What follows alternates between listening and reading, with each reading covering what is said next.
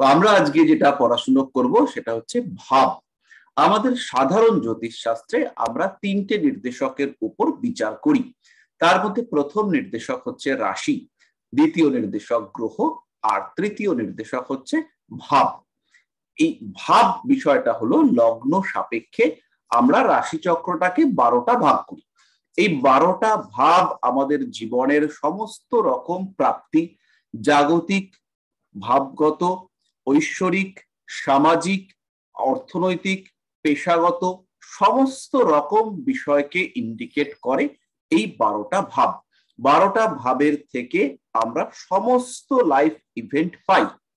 এবং এই যে 12টা ভাব, 12টা পার্ট, 12টা হাউস, এতে যে ডিস্ট্রিবিউশন, সেই ডিস্ট্রিবিউশনটার কয়েকটা পদ্ধতি রয়েছে।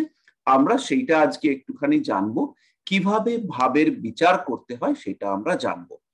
তার আগে একটা বিষয় ছোট্ট করে বলবো, সেটা হচ্ছে রাশি এরা হচ্ছে ফিক্সড, নক্ষত্র এরাও কিন্তু ফিক্সড, এরা কিন্তু জায়গা পাল্টায় না। রাশির জায়গা, যে আমার যে বাড়িটা হচ্ছে গিয়ে পরিবর্তনশীল।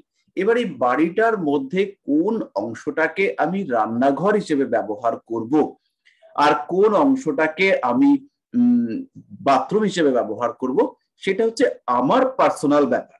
আমি সেটাকে ঠিক করব যে আমি এটাকে রান্নাঘর হিসেবে ব্যবহার করব, না হচ্ছে গিয়ে আমি এটাকে বাথরুম হিসেবে ব্যবহার করব।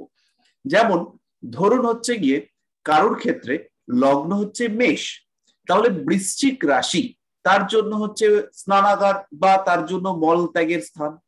আবার কারুর লগ্ন হচ্ছে সিংহ, তাহলে বৃশ্চিক রাশিটা তার জন্য হচ্ছে চতুর্থ ভাব। সিংহ থেকে বৃশ্চিক গুনলে পরে 4 নম্বরে পৌঁছবো। তাহলে এই চতুর্থ ভাবটা হচ্ছে তার বিশ্রামের স্থান, হতে পারে তার শোয়ার ঘর, হতে পারে তার ডাইনিং রুম, এটা হতে পারে। এবার ডাইনিং রুম মানে সে সেখানে বসে মানুষজনের সঙ্গে মিটিং করবে, না সে সেখানে বসে ঘুমোবে, সেইটা ডিপেন্ড করবে তার ভাবের কোয়ালিটির উপরে। কারণ লোকের সঙ্গে মোলাকাত করার জন্য আমরা ডাইনিং রুমটাকে ইউজ করি বা ড্রয়িং রুমটাকে ইউজ করি, আর ঘুমানোর জন্য ঘুমানো একটা জায়গা থেকে আসবে, মানুষের সঙ্গে ইন্টারাকশন আরেকটা জায়গা থেকে আসবে। তো এই জায়গা, এই যে স্থান, এগুলোই হচ্ছে ভাব। যেমন পিতা এবং মাতা, এরা কোন ভাব থেকে আসবে? মাতা হচ্ছে 4th হাউস, পিতা হচ্ছে 9th হাউস। এই বিষয়গুলো আমাদেরকে মুখস্থ করতে হবে। তো রাশিটা হচ্ছে ফিক্সড, আর ভাব হচ্ছে মুভিং। লগ্ন চেঞ্জ হবে যখনই, তখন হচ্ছে ভাব পাল্টাবে। যেমন আমি এবার একটু স্ক্রিন শেয়ার করব।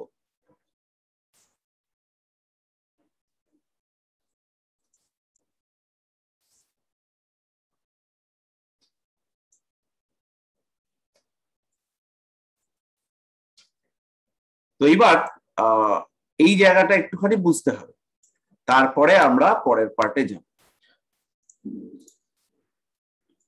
তো এইবার এই ভাবগুলো রাশির মধ্যে নড়াচড়া করে, আর রাশির ওপর দিয়ে মুভ করে আর একটা জিনিস, তারা হচ্ছে গ্রহ।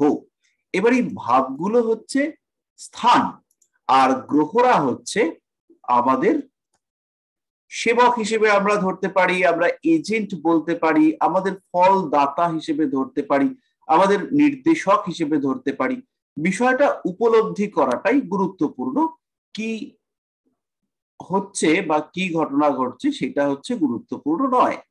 যেমন হচ্ছে দমদম ক্যান্টনমেন্টে একটা 5 বিঘা জমি আছে। এই 5 বিঘা জমিটা হচ্ছে ফিক্সড। এই 5 বিঘা জমির মধ্যে কিছু জায়গা ভালো, কিছু জায়গা জলে ডুবে আছে, কিছু জায়গার মাটির মধ্যে লাল মাটি মিশে আছে।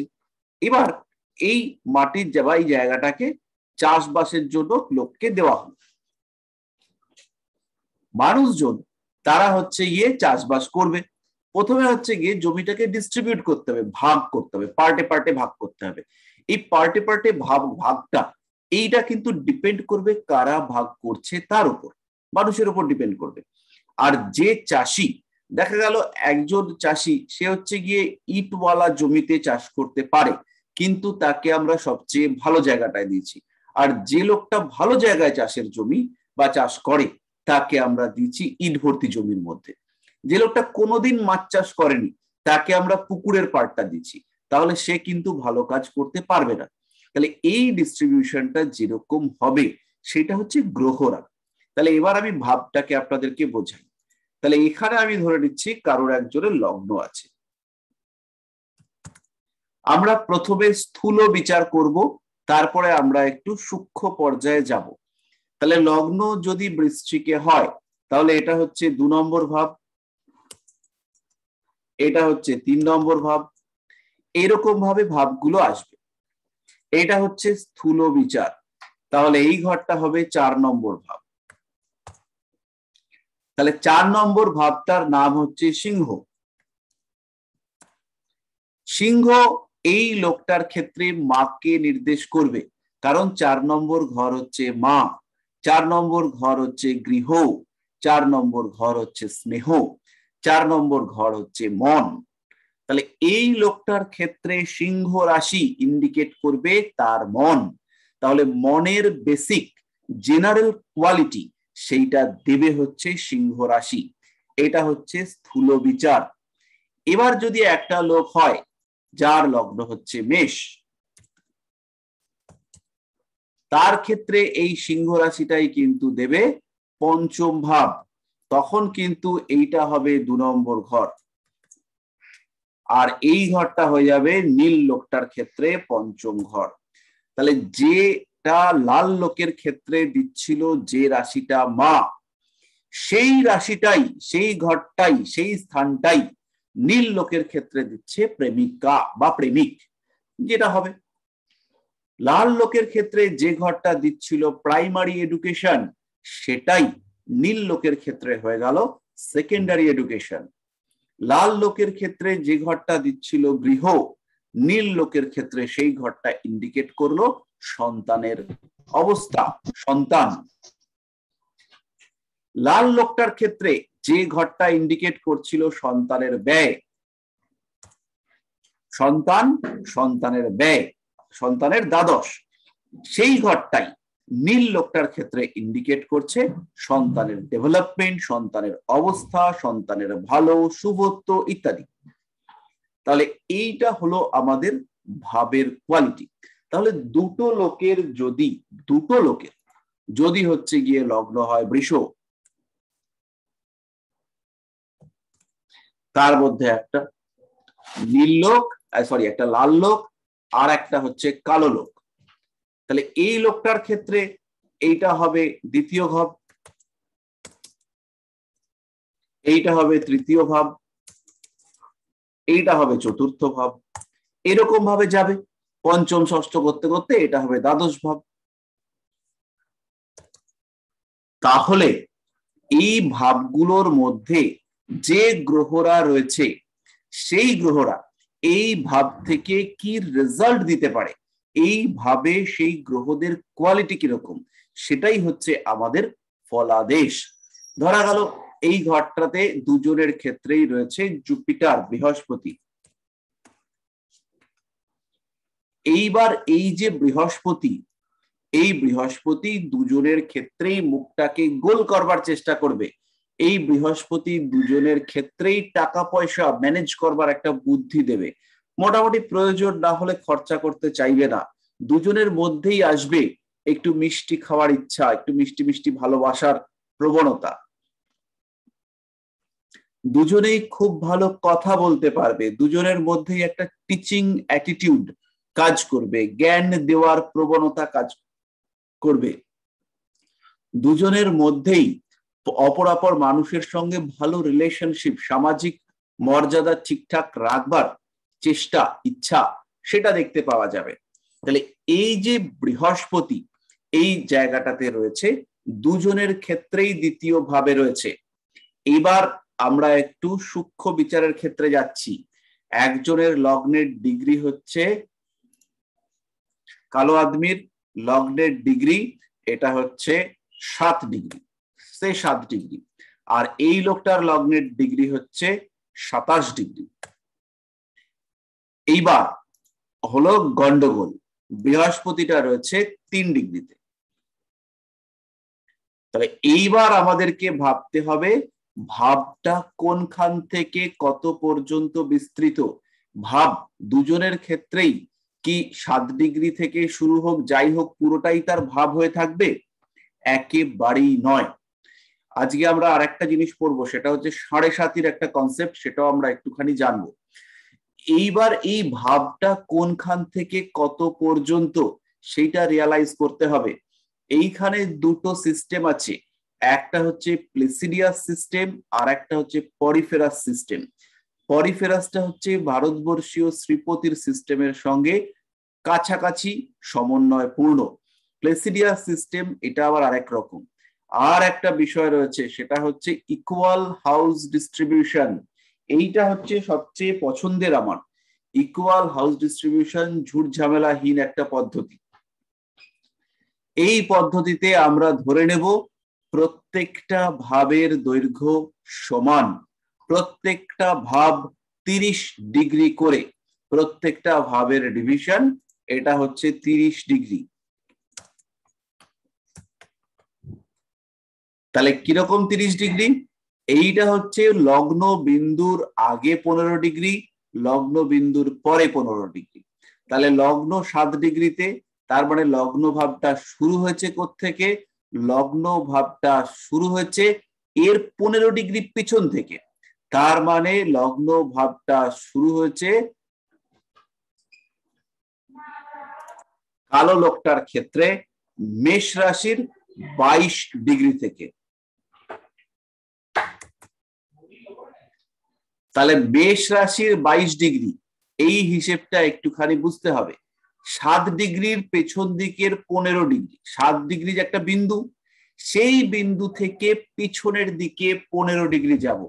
তাহলে এই ঘরের মধ্যে 7 ডিগ্রি যেতে পারবো, তাহলে বাকি 8 ডিগ্রি কোথায় যাব? বাকি 8 ডিগ্রি পেছনের দিকে যাব। পেছনের দিকে গেলে এইখানের 22 ডিগ্রি, বেশের 22 ডিগ্রি থেকে শুরু হচ্ছে। আমার হিসেব নিকেশ শেষ। তাহলে এই ঘরের 22 ডিগ্রি থেকে এই ঘরের 22 ডিগ্রি পর্যন্ত আমার লগ্ন। এই 22 ডিগ্রির পর থেকে এইখানের 22 ডিগ্রি থেকে শুরু করে এখানের 22 ডিগ্রি পর্যন্ত আমার দ্বিতীয় ভাব। তাহলে এখানে হচ্ছে 22 পর্যন্ত হচ্ছে আমার দ্বিতীয় ভাব, এখানের 22 পর্যন্ত হচ্ছে আমার লগ্ন। তাহলে লগ্নের যে বিন্দু 7 ডিগ্রি কালো মানুষটার ক্ষেত্রে, তাহলে আগের ঘরের 22 থেকে পরের ঘরের 22, এই ঘরের 22 পর্যন্ত লগ্ন চলবে। এই ঘরের 22 শেষ হয়ে গেলেই কিন্তু দ্বিতীয় ভাব শুরু হয়ে যাবে। লাল মানুষটার ক্ষেত্রে কিন্তু ঘটনাটা আলাদা। লাল মানুষটার ক্ষেত্রে লক্ষ্য করুন,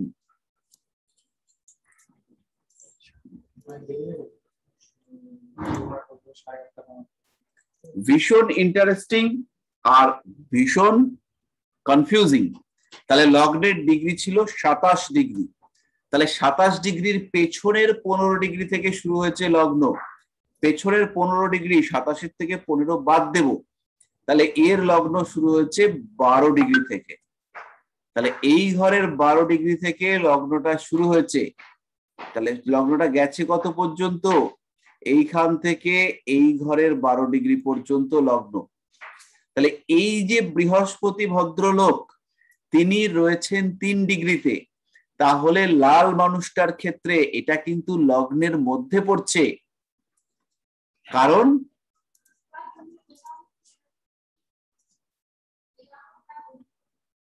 কারণ হচ্ছে 12 ডিগ্রি পর্যন্ত, এই ঘরের 12 ডিগ্রি পর্যন্ত লগ্নই চলতে থাকবে। তারপরে এখান থেকে আবার পরের ঘর পর্যন্ত, পরের ঘরের 12 ডিগ্রি পর্যন্ত দ্বিতীয় ভাব চলবে। তাহলে ভাব ব্যাপারটা বুঝতে পারা গেল। তাহলে লগ্নের ডিগ্রির উপর ডিপেন্ড করে আমাদের ভাব, এই বিষয়টা স্থির করতে হবে। তাহলে কোনো একটা গ্রহ কোন ভাবে রয়েছে সেইটা প্রথম আপনাকে রিয়ালাইজ করতে হবে, কারণ আপনার প্রেডিকশন হবে গ্রহ নির্ভর। তাহলে যদি আপনি কালো লোকটার ক্ষেত্রে বলেন যে এই বৃহস্পতি লগ্নের ফল দিচ্ছে, ভুল। আবার যদি লাল লোকটার ক্ষেত্রে বলেন যে এই বৃহস্পতি দ্বিতীয় ভাবের ফল দিচ্ছে, তাহলেও আপনি ভুল।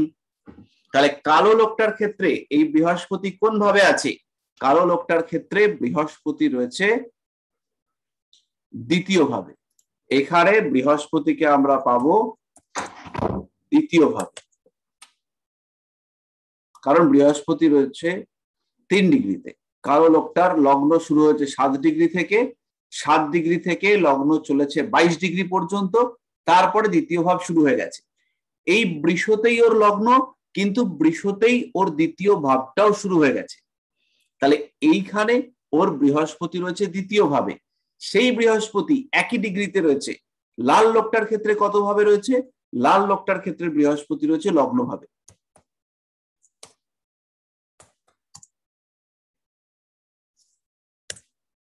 তাহলে একই বৃহস্পতি একই লগ্নের ক্ষেত্রে রয়েছে একজনের ক্ষেত্রে লগ্নে আর একজনের ক্ষেত্রে দ্বিতীয় ভাবে। তাহলে এবার লগ্নে বৃহস্পতির একরকম ফল আর দ্বিতীয় বৃহস্পতির আরেক রকম ফল। লগ্নে বৃহস্পতি মানুষটার দৈহিক, মানুষটার ব্যবহারিক দিকে প্রভাব বিস্তার করবে। দ্বিতীয় বৃহস্পতি এই মানুষটার কথাবার্তা, মানুষটার ইন্টারাকশন, এই সমস্ত বিষয়ের উপর প্রভাব বিস্তার করবে। তাহলে বিচার করবার আগে প্রথম যে কাজ আপনার, সেটা রিয়ালাইজ করতে হবে যে কোন গ্রহটাকে নিয়ে বিচার করবেন, সেই গ্রহটা কোথায় আছে। কোন নক্ষত্র অত জটিলতার মধ্যে আমরা যাচ্ছি না, বাট গ্রহটা কোথায় আছে, সেই গ্রহটা অ্যাকচুয়ালি কোন জায়গার ফল দিচ্ছে, সেইটা আপনাকে রিয়ালাইজ করতে হবে। তাহলে এই অংশটা মোটামুটি পরিষ্কার। যদি এই জায়গাটাতে কারোর কোনো সংশয় থাকে তাহলে চটপট কোশ্চেন করে ফেলুন, আজকে আমাদের অনেক পড়াশোনা আছে। স্যার লাল লোকটার লগ্নটা বুঝি নাই আসলে, যে 27 ডিগ্রিতে আছে, আবার এদিকে 12 আসলো কিভাবে? মানে কালো লোকটা বুঝছি, লালটা বুঝি নাই। 27 লিখে দিলাম এইখান থেকে, কিন্তু সে তো 27-এ বসে আছে না, তার পিছনে আমি আসলে বুঝতে পারিনি। 27-এ আছে লগ্ন, তাদের তো কোনো সমস্যা নেই। তাহলে এই যে 27টা একটা পজিশন, একটা পয়েন্ট, কারণ এখান থেকে 0 ডিগ্রি, এটা হচ্ছে 0 ডিগ্রি, আর এটা হচ্ছে 30 ডিগ্রি। একদম শেষটা হচ্ছে 30 ডিগ্রিতে, শুরুটা হচ্ছে 0 ডিগ্রিতে, শেষটা হচ্ছে 30 ডিগ্রিতে। এখানে কোনো সমস্যা নেই, এখানে এটা হচ্ছে 30 ডিগ্রি। তাহলে কিন্তু 12 আসছে কিভাবে এটা বুঝি। 0 ডিগ্রি থেকে বাড়তে বাড়তে বাড়তে বাড়তে 30-এ পৌঁছাবো। এই 0 থেকে 30-এর মধ্যে কোনো একটা পয়েন্ট, সেটা 27 পড়বে। ধরে নিচ্ছি যেহেতু একটু শেষের দিকে, তাহলে এইটা হচ্ছে 27 পয়েন্ট, মানে এটা হচ্ছে 27 ডিগ্রির জায়গা, তাই তো? তাহলে এর পেছনের দিকে মানে হচ্ছে আমাকে এই দিকে 15 ডিগ্রি যেতে হবে, আর এর সামনের দিকে 15 ডিগ্রি যেতে হবে। তাহলে 30, এটা হচ্ছে 27, তাহলে 27-এর থেকে 15 ডিগ্রি যদি আমি পিছনে যাই, তাহলে সেইটা কত হবে? 27-এর থেকে 15 এবার বুঝেছি। 27 থেকে 15 বিয়োগ করলে আমি যাব 12-তে। তাহলে এই 12 যেই বার করে নিলাম, আর আমার কিচ্ছু দরকার নেই। এইটা যদি 12-তে শুরু হয়, বাকি সব 12-তেই শুরু হবে। তাহলে পরেরটাও 12, তারপরেরটাও 12, তারপরেরটাও 12, তারপরেরটাও 12, সব 12। 12 থেকে 12। Thank you. এর নাম হচ্ছে ইকুয়াল হাউস ডিস্ট্রিবিউশন, সম। হ্যালো, বলুন। হ্যাঁ বলছি স্যার, এটা ভাবচলিত থেকেও তো পাওয়া যাবে তো? হ্যাঁ, ভাবচলিত থেকেও পাওয়া যাবে। মানে ভাবচলিতটা কি ইকুয়াল হাউস ডিস্ট্রিবিউশন দিয়ে করা হয় এই কুণ্ডলী প্রিমিয়ার? না, এবার ওটা তো আপনাকে সিলেক্ট করে দিতে হবে যে আপনি কি করবেন। হ্যাঁ স্যার বলছি, ধরুন যে ডিগ্রিটা রয়েছে আর পুরো ঘরের ডিগ্রিটা 30, এবার যেখান থেকে রয়েছে ওই 30টাকে ভাগ ভাগ করে নিতে হবে। মানে এই যে আপনি বললেন না 27 থেকে 15 ডিগ্রি পেছনে, আমার 15 ডিগ্রি, এইটা থেকে 15 ডিগ্রি আগে, তাহলে 5 ডিগ্রি যদি থাকে, তাহলে ওই 30টাকে কি আমরা ভাগ করে নেব? ধরুন কোন একটা লগ্নটা 5 ডিগ্রিতে বা 6 ডিগ্রিতে আছে, 5 ডিগ্রিতে লগ্ন, এটাকে 5 ডিগ্রি করে বুঝিয়ে দিচ্ছি আরেকবার, ভালো করে বুঝবেন। তাহলে এটা 5 ডিগ্রিতে আছে, তাহলে 5 ডিগ্রিটা কোন জায়গাটায় থাকতে পারে? মোটামুটি একটা এরকম জায়গায়। হলো। তাহলে এখান থেকে 15 ডিগ্রি, এখান থেকে 15 ডিগ্রি আমাকে পেছনে যেতে হবে। এই ঘরটার মধ্যে 15 ডিগ্রি নেই, এই ঘরটার মধ্যে আছে 5 ডিগ্রি, তাহলে 10 ডিগ্রি কোথা থেকে নেব? আগের ঘরটা থেকে, তাই তো? তাহলে এখানে আমি 20 ডিগ্রি পাবো।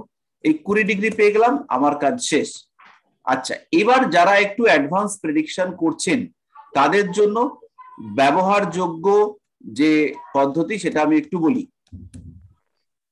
যারা এই কুণ্ডলী প্রিমিয়াম ইউজ করছেন তারা ব্যবহার করুন প্লেসিডিয়াস পদ্ধতি। প্লেসিডিয়াস পদ্ধতিতে ভাবচলিত কুণ্ডলীর ক্ষেত্রে লগ্নের পেছনে যাওয়া মানেই, এটা কিন্তু যারা সদ্য শিখছেন তাদের জন্য নয়, একদম মাথায় নেবেন না, লগ্নের পেছনে যাওয়া মানেই সে হচ্ছে দ্বাদশে চলে গেছে। এইবার যখন কোনো একটা প্ল্যানেট বা কোনো একটা গ্রহ লগ্নের সামনে রয়েছে আর লগ্নের পেছনে রয়েছে, প্রচুর তার ফলের পরিবর্তন ঘটবে। লগ্নের সামনে থাকা গ্রহ লগ্নকে অনেক বেশি প্রভাবিত করতে পারে, লগ্নের পেছনে থাকা গ্রহরা সেই পরিমাণ প্রভাবিত করতে পারে না। ইকুয়াল হাউস ডিস্ট্রিবিউশনের জন্য আপনি মুখে মুখে করতে পারবেন, কারণ ধরে নিচ্ছি লগ্নটা আছে 3 ডিগ্রিতে, তার মানে 15 আর 3 18, তাহলে 18 ডিগ্রি পর্যন্ত হচ্ছে লগ্ন, তাহলে লগ্নের স্প্যান হচ্ছে 18 ডিগ্রি পর্যন্ত। তাহলে 18 থেকে 18 যা গ্রহ থাকবে তারা হচ্ছে কি ওই ভাবের মধ্যে থাকবে। প্রেডিকশনের সময় অনেক কিছুই মিলবে না, যে গ্রহটার থেকে যতটা ফল আশা করছেন সেই গ্রহটা দেখা গেল সেই ফল দিতে পারছে না। ধরে নিন এই লোকটার লগ্নে বৃহস্পতি আছে, দুটো বৃহস্পতি, একটা বৃহস্পতি সে হচ্ছে লিখে নিই আমি একটু, দেখা গেল যে এই বৃহস্পতি রয়েছে 2 ডিগ্রিতে, এই বৃহস্পতিটাই রয়েছে 4 ডিগ্রিতে, তাহলে 2 ডিগ্রির বৃহস্পতি রয়েছে পেছনে আর 4 ডিগ্রির বৃহস্পতি রয়েছে সামনে। তো আপনি যদি প্লেসিডিয়াস সিস্টেমে ভাবচক্র বানান তাহলে বৃহস্পতিকে যেটা 2 ডিগ্রিতে আছে সেটাকে দ্বাদশে পাঠিয়ে দেবে। অনেক বিচারের ক্ষেত্রে আপনার এটা কাজে লাগবে। বৃহস্পতির পজিটিভিটি দু ক্ষেত্রেই 1 ডিগ্রির ডিফারেন্স, কিন্তু 4 ডিগ্রিতে যে বৃহস্পতি আছে যার, তার বৃহস্পতি অনেক বেশি ফলদানে সক্ষম, কিন্তু যার 2 ডিগ্রিতে বৃহস্পতি আছে তার বৃহস্পতি কিন্তু সেই পরিমাণ ফল দিতে পারবে না। যখন বিচার করবেন তখন মিলিয়ে নেবেন। 4 ডিগ্রিতে বৃহস্পতি আলো লোকটার যা স্মৃতিশক্তি হবে 2 ডিগ্রিতে সেই স্মৃতিশক্তি হবে না, কিন্তু দুটো ক্ষেত্রেই বৃহস্পতি সমান দূরত্বে রয়েছে। আপনি যদি একজন মানুষ হন, গ্রহটাকে বা লগ্নটাকে যদি মানুষ হিসেবে কল্পনা করেন, সে সামনের দিকে যাচ্ছে, একটাতে বৃহস্পতিকে সামনে দেখতে পাচ্ছে আর একটাতে বৃহস্পতিকে পেছনে ছেড়ে দিয়ে চলে এসছে। আমরা জীবনে সামনের ইভেন্ট গুলোকে প্ল্যানিং করতে পারি, পেছনের ইভেন্ট গুলো আমাদের ক্ষমতার বাইরে, আমরা সেখান থেকে শিক্ষা গ্রহণ করতে পারি, কিন্তু তাকে কোনো রকম পরিবর্তন করার ইচ্ছা চেষ্টা কিচ্ছু করতে পারি না। তো এখানেও সিস্টেমটা সেরকম, পেছনে ফেলে আসা গ্রহ আর সামনে অ্যাচিভ করতে যাওয়া গ্রহ, এই দুইয়ের মধ্যে প্রচুর পার্থক্য আছে, পার্থক্য হবে প্রেডিকশনের ক্ষেত্রে। তাই আপনি যখন ভাবকুণ্ডলী বা ভাবচলিত দেখবেন তখন হচ্ছে গিয়ে প্লেসিডিয়াসটা লাগিয়ে রাখবেন, মানে সেটিং এ প্লেসিডিয়াস লাগাবেন, আর দুটো পদ্ধতিতেই বিচার করবেন, একটা হচ্ছে ওই ইকুয়াল হাউস ডিস্ট্রিবিউশন আর দ্বিতীয়ত হচ্ছে প্লেসিডিয়াস। তাতে আপনি আপনার ক্লায়েন্টকে বেশি সন্তুষ্টি দিতে পারবেন। তবে স্যার প্লেসিডিয়াস সিস্টেমটা একটু সফটওয়্যারে দেখিয়ে দেবেন, স্ক্রিন শেয়ার করে কি করে অপশনে এটা একটা কোশ্চেন ছিল।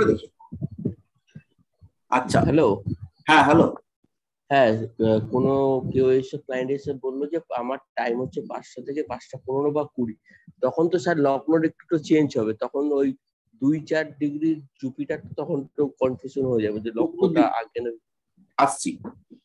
তো এইবার এইখানে আমাদের যখন আমরা ক্লায়েন্ট দেখি, বাস্তব কথা, যখন আমরা ক্লায়েন্ট দেখি অত ডিটেইলে আমরা দেখতে পারি না, কারণ ক্লায়েন্টরা আমাদেরকে ডাইভার্ট করে। আমি যদি ক্লায়েন্টকে বসিয়ে রেখে তার মিলল কি মিলল না ভাবনা চিন্তা হাতের সঙ্গে মিলিয়ে নানান কাহানি করতে পারি, চেষ্টা করতে পারি তাকে পারফেক্ট প্রেডিকশন করবার, ক্লায়েন্ট বিপর্যস্ত হয়ে উঠবে। ক্লায়েন্ট বলবে আরে আমি তো ওনাকে দেখিয়ে এসেছি, উনি তো মুখ দেখে সব বলতে শুরু করেন। তো আমাদেরকেও মুখ দেখে ক্লায়েন্ট ঘরে ঢুকবার সাথে সাথে বলতে শুরু করতে হবে, কিছু করার নেই। এটা হচ্ছে গিয়ে অ্যাকর্ডিং টু রিকোয়ারমেন্ট আমাদেরকে নিজেদের চেঞ্জ করতে হয়েছে। এবার আমি যদি বলি যে তোমাকে ছক রেখে দিলাম 3 দিন পরে এসো, তো আজকে একটা ক্লায়েন্ট এসছে বালিগঞ্জ থেকে, বালিগঞ্জ না টালিগঞ্জ ওইসব থেকে এসছে একটা ক্লায়েন্ট, আর একটা ক্লায়েন্ট এসছে বনগা থেকে। তাকে যদি বলি 3 দিন পরে আবার এসো, সে আমাকে বলবে নমস্কার দিলাম, চললাম, আর আসবো না। ক্লায়েন্ট এসেই চায় সলিউশন, ক্লায়েন্টের মাথার মধ্যে ঢুকে গেছে যে এটা কি করে কাটবে, প্রতিকার হয় না সবকিছু। তাহলে ভগবান শ্রীকৃষ্ণ তার বংশ ধ্বংস হতো না। ভগবান শ্রীরাম তিনি বিবাহ নিয়ে একদম ভয়ঙ্কর, বউ কিডন্যাপ হয়ে গেছে, কি সাংঘাতিক অবস্থা চিন্তা করুন, প্ল্যান করে বউকে কিডন্যাপ করে নিয়ে চলে গেছে। তো ভগবান রামচন্দ্রের বউ কিডন্যাপ হতেন না। হ্যাঁ, তো শ্রীরামকৃষ্ণ যুগাবতার শ্রীরামকৃষ্ণ তার গলায় ক্যান্সার হতো না। তো সবকিছু চেঞ্জ হয় না, ক্লায়েন্ট এটা বোঝে না, ক্লায়েন্টের মাথার মধ্যে ঢুকে গেছে। রাজারাজরা মহারাজ বিভিন্ন জ্যোতিষী, তারা বড় বড় জ্যোতিষী বিভিন্ন সময় সব পাল্টে দিচ্ছেন, সব পাল্টানো যায় না, কারণ আমার কুণ্ডলিতে 6টা নেগেটিভ প্ল্যানেট সব সময় থাকবে। যদি আমার কুণ্ডলিতে 2টোর বেশি গ্রহ ভালো ফল দেয় তাহলে মাথা কাজ করবে না। জেনারেলি দেখতে পাওয়া যায় যে 1টা বা 2টো গ্রহ ঠিকঠাক ফল দেয় তাহলেই আমরা বিশাল পেয়ে যাব। তার বেশি গ্রহ যদি ভালো ফল দিতে শুরু করে তাহলে হচ্ছে কি প্রবলেম শুরু হয়ে যাবে। তো 1টা বা 2টো গ্রহ খুব ভালো ফল দিলেই যথেষ্ট। যাই হোক, আমরা অত সব কিছু করতে পারবো না। বার্থ টাইম রেকটিফিকেশন প্রসেস রয়েছে, 2-3টে পদ্ধতি আমি শেখাবো, কিন্তু ওই যে টাইম বলবে সেই টাইম ধরে আমরা লগ্নে বৃহস্পতি আছে ধরেই প্রেডিকশন করব। এই যে পার্টে পার্টে এগুলো সূক্ষ্ম বিচারের ক্ষেত্রে কাজে লাগবে, আদারওয়াইজ হচ্ছে গিয়ে লাগবে না। যখন একজন মানুষ এসে বলল যে আমার কখন বিয়ে হবে বা কোনো একটা কাজ হয়েছে কোন টাইমে হবে, এক্স্যাক্টলি কোন ডিগ্রিতে এসে ঘটনাটা ঘটবে, তখন আমাদের এই ডিগ্রিগুলো খুঁজতে লাগবে। পরবর্তীকালে আরো বেশ কিছু জিনিস শিখতে হবে আমাদের, জটিল জটিল জিনিস। তো আজকে আর জটিলতা বাড়াচ্ছি না। তো যারা প্র্যাকটিস করছেন তারা এই প্রসেসটা ফলো করতে পারেন, ভালো রেজাল্ট পাবেন। আর প্লেসিডিয়াসটা আমি আপনাদেরকে দেখিয়ে দেবো কিভাবে সেটিং এ করতে হয়, আজকেই দেখিয়ে দেবো। আচ্ছা, তো এইবার মোটামুটি আমরা ভাব সম্পর্কে জানলাম। এবার 2টো জিনিস আমাদেরকে খেয়াল রাখতে হবে, যে ভাবে যে গ্রহ রয়েছে সেই গ্রহটা ওই ভাবে কিরকম ফল দিতে পারে, আর যে রাশিতে গ্রহটা রয়েছে সেই রাশিতে গ্রহটা কি অবস্থায় রয়েছে। যেমন হচ্ছে গিয়ে একজন মানুষ, তিনি খুব পরিষ্কার পরিচ্ছন্ন থাকতে পারেন, তাকে আমরা ঠাকুর মশাই করে বাড়িতে নিয়ে এসেছি, কিন্তু তাকে বসিয়েছি ডাস্টবিনের পাশে। তাকে পুজোতে যে আসনটার উপরে বসতে দিয়েছি সেই আসনটার মধ্যে ইতিমধ্যে ওই স্যাঁতস্যাঁতে ভাব উঠতে শুরু করেছে এবং বিশ্রী গন্ধ বেরিয়েছে। তো সেই ঠাকুর মশাইয়ের পুজো তো সব গন্ডগোল হয়ে যাবে। তিনি মন্ত্র পড়বেন কম, বলবেন কতক্ষণে পালাবো এখান থেকে।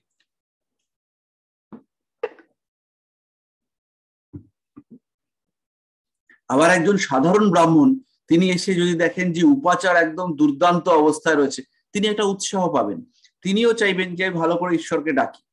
তো সেরকম আমাদের রিয়ালাইজ করতে হবে যে গ্রহগুলো যে অবস্থায় আছে, গ্রহগুলোকে ভালো করে বুঝতে হবে। প্রত্যেকটা গ্রহের মধ্যে মনুষ্য ধর্ম বর্তমান, এদের যে ধর্ম, এদের যে চরিত্র, এদেরকে আপনারা প্রত্যেকে ধরে ধরে রিয়ালাইজ করবেন। এদের মধ্যে কেউ ভদ্রলোক, কেউ অসৎ লোক, কেউ রাগী, কেউ সুন্দরী, কেউ গিয়ে কুৎসিত, কেউ ভালোবাসতে ভালোবাসে, কেউ জ্ঞান দিতে ভালোবাসে, কেউ কথা বলতে চায়, কেউ হাসাতে পারে, কেউ গিয়ে চোর, কেউ সেপাই, সব আছে। ভাগ বাটোয়ারা করে খালি নিতে হবে, আপনাকে খালি জায়গাটা বুঝে নিতে হবে যে কোন মানুষটা এই জায়গাটাকে ধরছে। এক একটা সিস্টেম, সেই সিস্টেমের মধ্যে কোন গ্রহটা কাকে রিপ্রেজেন্ট করে সেইটা আপনাকে বুঝতে হবে। আমি একটা ছোট্ট উদাহরণ দেব, আপনাদের ভাঙতে শিখতে হবে। যেমন গিয়ে চোখ। এবার চোখের কারক গ্রহ, সব বইতে লেখা রয়েছে চোখের কারক গ্রহ হচ্ছে রবি। এবার যেই মাত্র আপনি চোখটাকে ভালো করে বিশ্লেষণ করবেন, 1 সেকেন্ড টাইম নেব, একটা চোখ খুঁজে বার করি।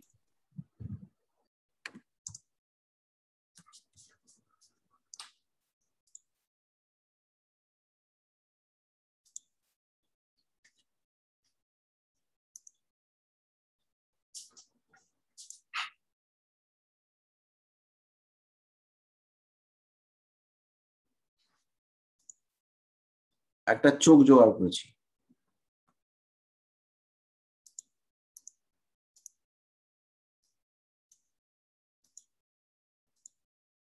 এবার এরকম ছোট চোখ হলো।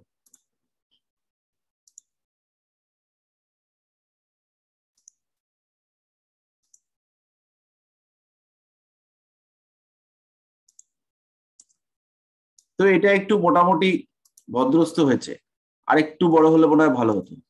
হ্যাঁ, এবার ঠিক হয়েছে। তো এবার এই যে চোখ, আমাদের চোখের কারক গ্রহ হচ্ছে গিয়ে রবি। বেশ কিছু বইতে লেখা আছে ডান চোখের কারক গ্রহ রবি, বাম চোখের কারক গ্রহ চন্দ্র। কেন এরকম হওয়ার কারণটা কি?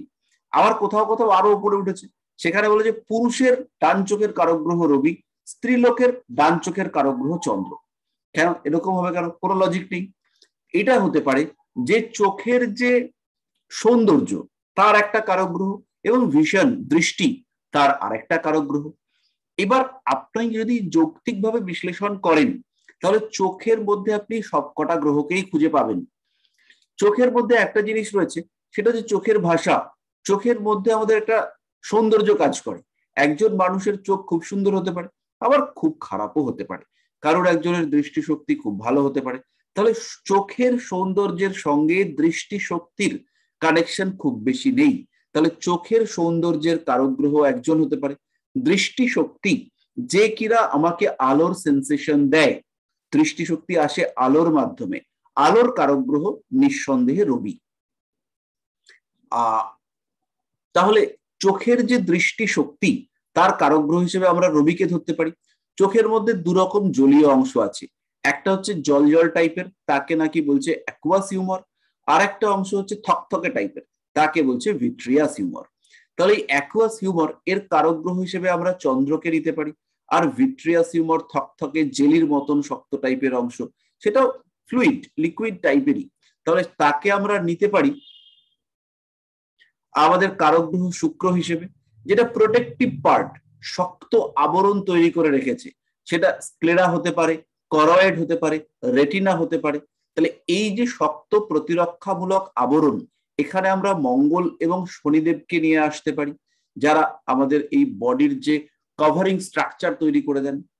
যেখানে নার্ভের একটা ব্যাপার রয়েছে চন্দ্রের মধ্যে, চোখের মধ্যে আমাদের নার্ভ রয়েছে, স্নায়ু। এই স্নায়ুকে আমরা বুধকে রিপ্রেজেন্ট করবে, চোখের স্নায়ু। তাহলে চোখের যদি কারোর ওই নার্ভ শুকিয়ে যায় তাহলে পরে যা ট্রিটমেন্ট হবে, আর কারোর যদি চোখ থেকে কন্টিনিউয়াস জল পড়ে, চোখের জল পড়ার কারণ হচ্ছে চোখে কিছু ইনফেকশন হয়েছে। এবার চোখের ইন্টারনাল সিস্টেম চেষ্টা করছে ওই কিছু যেটা হয়েছে সেটাকে পরিষ্কার রাখবার জন্য, তাই জন্য চোখ থেকে জল পড়ছে। তাহলে এটা হচ্ছে একটা প্রোটেক্টিভ পার্ট, প্রোটেকশন তৈরি করছে। যখনই প্রতিরোধ প্রতিরক্ষা আসবে তখন আসবে মঙ্গল, মাধ্যমকে জল, তাই রিপ্রেজেন্টেটিভ প্ল্যানেট সে হচ্ছে চন্দ্র। তাহলে এখানে মঙ্গল এবং চন্দ্র এদেরকে নিতে হবে। যদি চোখে অ্যালার্জি হয়ে চোখ থেকে জল পড়ে, এবার অ্যালার্জি ইনফেকশন এদের কারক গ্রহ আমরা রাহু বা কেতুকে নিতে পারি। চোখের মধ্যে যেটা ব্লাইন্ড স্পট রয়েছে তাদের কারক গ্রহ হিসেবে আমরা সেটাকে রাহু অথবা কেতুকে নিতে পারি। এইবার হচ্ছে গিয়ে চোখের যে দৃষ্টি এবং সেই দৃষ্টি অনুভূতি, চোখের ভাষা, চোখের কোয়ালিটি, চোখটা কেমন থাকবে, চোখের মধ্যে সুস্থতার প্রবণতা, এই সমস্তের কারক গ্রহ হিসেবে বৃহস্পতিকে নিতে পারি। এর মধ্যে চোখের যে লেন্সের অ্যাক্টিভিটি, সেই অ্যাক্টিভিটিটা করে কতগুলো মাসল, তার নাম হচ্ছে ciliary muscle, ciliary body and muscle. তাহলে এই যে মাসল, পেশি, পেশির কারক গ্রহ আমরা বলে রেখেছি মঙ্গল। তাহলে এখানে মঙ্গলকেও আনতে হবে, তাহলে তো আর কেউ বাদ পড়লো না। তাহলে সবাইকেই আমাদের গ্রহণ করতে হচ্ছে। প্রত্যেকটা ক্ষেত্রে আপনারা এইরকম পাবেন। আপনারা যদি রক্ত নিয়ে চিন্তা করেন, সমস্ত জায়গায় লেখা রয়েছে রক্তের কারক গ্রহ মঙ্গল, কিন্তু আপনার যদি প্লেটলেট কমে যায় তাইলেও মঙ্গল খারাপ, আপনার যদি ব্লাড ক্যান্সার হয় তাহলেও মঙ্গল খারাপ। তাহলে তো আপনি জটিলতার মধ্যে পড়বেন। আপনাকে খুঁজতে হবে কোন জায়গাটাতে কোন গ্রহটা। সবসময় প্রেডিকশন পারফেক্ট হবেই তার কোনো গ্যারান্টি নেই, বাট আপনার অনুসন্ধান সবসময় পারফেক্ট হবে, আপনার গ্রামার সেটা সবসময় পারফেক্ট হবে। তাহলে লোহিত রক্তকণিকা তার যে কাজ আর শ্বেত রক্তকণিকা তার যে কাজ, দুটো তো এক হচ্ছে না। একটা জায়গাতে কেউ মেরামত করছে, অনুচক্রিকা কেটে কুটে গেলে মেরামত করছে, এই কাজটা হচ্ছে শুক্রের কাজ। কোনো একটা জিনিসের ক্ষয়ক্ষতি হলে দ্রুত মেরামত করে দেওয়া। পুষ্টি সরবরাহ করছে আরেকজন, তার কাজ হচ্ছে, সেটা হচ্ছে গিয়ে বৃহস্পতি চন্দ্রের কাজ। বৃহস্পতির মধ্যে হিলিং পাওয়ার রয়েছে, আর চন্দ্রের মধ্যে রয়েছে নারিশমেন্ট বা নার্সিং এবিলিটি। তাহলে বৃহস্পতি, চন্দ্র, শুক্র এরা সবাই হচ্ছে গিয়ে রক্তের কারক হিসেবে কাজ করবে। যখন হোয়াইট ব্লাড কর্পাসেল আসবে অর্থাৎ শ্বেত রক্তকণিকা, তখন কিন্তু আমাদের ওই মঙ্গলকে নিতে হবে। আবার কোন শ্বেত রক্তকণিকা অ্যালার্জি প্রতিরোধ করে, কোন শ্বেত রক্তকণিকা বাইরে থেকে ভাইরাস ব্যাকটেরিয়া এলে পরে তেড়ে ফুড়ে ওঠে। তাহলে সবাই তো একই রিপ্রেজেন্টেটিভ হবে না, গ্রহ আলাদা করতে হবে। তো এইভাবে আপনাদেরকে ভাঙতে হবে, ভাঙতে ভাঙতে আপনারা গ্রহদের ক্যারেক্টার বুঝতে পারবেন। রবি সে হচ্ছে রাজা, যখন আবার সেন্ট্রাল গভর্নমেন্ট, তখন হচ্ছে আমার প্রধানমন্ত্রীকে রিপ্রেজেন্ট করবে রবি। সেই গভর্নমেন্টটি যখন স্টেটের মধ্যে হয়ে যাবে, তখন সেখানে রিপ্রেজেন্টেটিভ হচ্ছে রবি হচ্ছে চিফ মিনিস্টারকে রিপ্রেজেন্ট করবে। কিন্তু যদি প্রধানমন্ত্রী মুখ্যমন্ত্রীদের সঙ্গে বৈঠক করেন, তখন কিন্তু ওই বৈঠকে রবি হবেন প্রধানমন্ত্রী। আচ্ছা, মিউট করতে হবে, আর প্রশ্ন থাকলে পরে টাইপ করতে থাকুন, সব প্রশ্নের আমি উত্তর দেব। তাহলে যখন আমি রাজ্যে চিন্তা করছি, যখন আমি একটা গ্রাম পঞ্চায়েতে চিন্তা করছি, তখন গ্রাম পঞ্চায়েতের প্রধান তাকে, তিনি রবি। গ্রাম পঞ্চায়েতের যে নির্মাণ সহায়ক মানে সিভিল ইঞ্জিনিয়ার, তাকে ইন্ডিকেট করবে যেটা, সেটা হচ্ছে মঙ্গল। কিন্তু দেখা যায় পঞ্চায়েতের ওই যে নির্মাণ সহায়ক, সে কিন্তু মোটামুটি পঞ্চায়েতের সব কাজই কন্ট্রোল করে বসে থাকছেন। তখন যখন তার মধ্যে নিয়ন্ত্রণের ক্ষমতা রয়েছে, কেন রয়েছে? তার জ্ঞানের দ্বারা। তিনি হচ্ছে দেখা যায় যে বাকিদের থেকে বেশি শিক্ষিত, তখন তিনি কিন্তু ওই পঞ্চায়েতের কার্যাবলী নিয়ন্ত্রণ করেন। কিন্তু তিনি রবি নন, তিনি হচ্ছেন বৃহস্পতি, বা তিনি হচ্ছেন মঙ্গল বৃহস্পতির কম্বিনেশন। আবার এই পঞ্চায়েত প্রধান, তিনি যখন গিয়ে বিডিওর সঙ্গে মিটিং করছেন, বিডিও কিন্তু এক্সিকিউটিভ অফিসার, তিনি রবির দ্বারা নির্দেশিত হচ্ছেন তার চাকরিটা। কিন্তু যখন আমি ইনস্টিটিউট পঞ্চায়েত সমিতিতে যাব, তো সেইখানে একটা কে যেন থাকে, পঞ্চায়েত সমিতির কর্মাধ্যক্ষ টক্ষ কি সব থাকে পোস্ট, সেই পোস্টটা হচ্ছে রবি। এবং সেই রবির কথা অনুযায়ী এক্সিকিউটিভ অফিসার যে কাজটাকে রূপায়িত করবে, সেই কাজটা যে করবে, তিনি হচ্ছেন ওই বিডিও। বিডিও হচ্ছে পঞ্চায়েত সমিতির এক্সিকিউটিভ অফিসার। বিডিওকে যখন ইন্ডিভিজুয়ালি আমি দেখব, তিনি হচ্ছেন ওই অফিসের এক্সিকিউটিভ, তিনি কিন্তু মুখ্য নিয়ন্ত্রক নয়। পঞ্চায়েত সমিতির যিনি অধিপতি, তিনি যে ডিসিশন নেবেন পাবলিকের স্বার্থে, সেইটাকে এক্সিকিউট করবেন যে সে হচ্ছে বিডিও। তাহলে যখন আমি সরকারি চাকরি ক্যালকুলেট করব, তখন বিডিওর চার্ট দেখতে হবে। কিন্তু যদি আমি পঞ্চায়েতে বসে বসে হোরারি করি, তাহলে রবি রিপ্রেজেন্ট করবে ওই পঞ্চায়েতের যিনি বস, যিনি হেড, যিনি প্রধান, বা পঞ্চায়েত সমিতির যিনি সবচেয়ে উপরে রয়েছেন তিনি। আর পঞ্চায়েতের যে প্রধানরা, তাদেরকে কিন্তু রিপ্রেজেন্ট করবে রবি নয়, তাদেরকে রিপ্রেজেন্ট করবে চন্দ্র।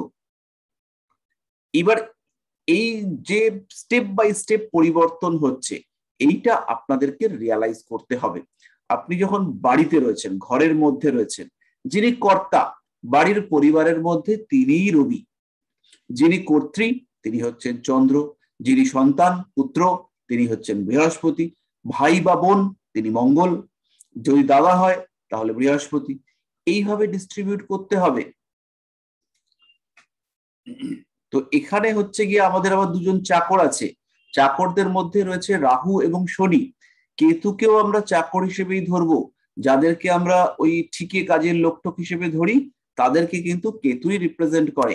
কোনো সময় শনিকে আমাদের গ্রহণ করতে হয়, বাড়ির কোনো একটা জিনিস হারিয়ে গেছে, খুঁজে পাওয়া যাচ্ছে না, কাজের লোক নিয়েছে কিনা হোরারি করে বার করতে হবে, তখন আপনাকে ভাব খুঁজতে হবে, গ্রহ খুঁজতে হবে, তখন কিন্তু আপনি সেই জায়গাটা খুঁজে বার করতে পারবেন।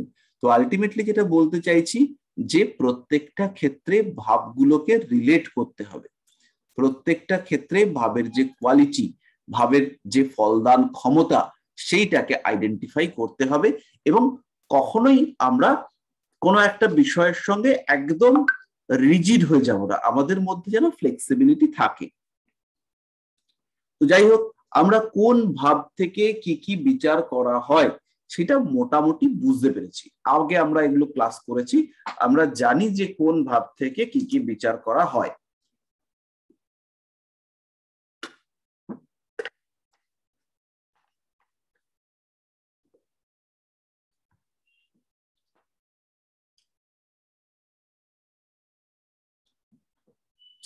তো এবার আমরা একটু বিচারের মধ্যে প্রবেশ করবার চেষ্টা করি।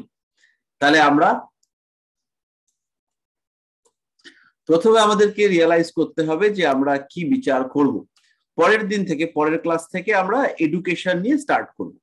তো আজকে আমরা একটু মানে যেখান থেকে ইচ্ছা সেরকম আমরা বিচার করা শুরু করি। একটা কুণ্ডলী দেখি। তো একটা কুণ্ডলীতে লগ্ন হচ্ছে তুলা লগ্ন, লগ্নে রয়েছে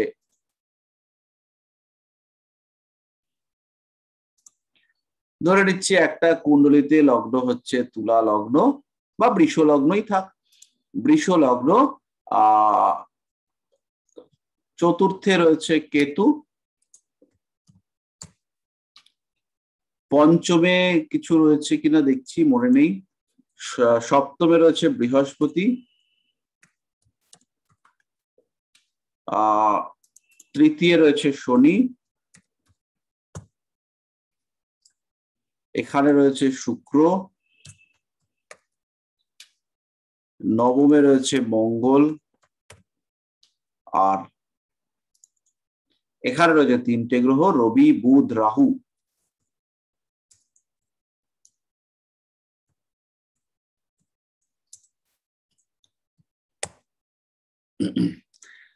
আমরা এখন বিশাল জটিলতার মধ্যে যাব না, না গিয়ে আমরা সিম্পল বিচার করব। এই বিচার করবার সময় আমাদের এই কুণ্ডলীটাকে কয়েকটা প্রশ্ন করতে হবে।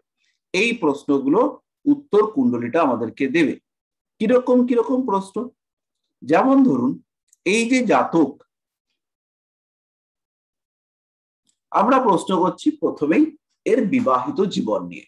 আমাদের প্রশ্ন হচ্ছে এর বিবাহিত জীবন।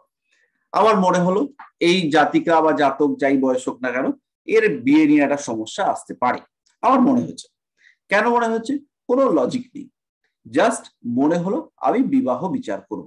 যদি মনে না হয় আমরা অন্য কিছু বিচার করতে পারি, আমরা শিক্ষা বিচার করতে পারি, আমরা চাকরি বিচার করতে পারি। তাহলে আমরা চাকরি বিচার করি, আমরা কর্ম বিচার করি, কর্ম। তাহলে আমরা একটু লিখি, হাইলাইট করি কর্ম।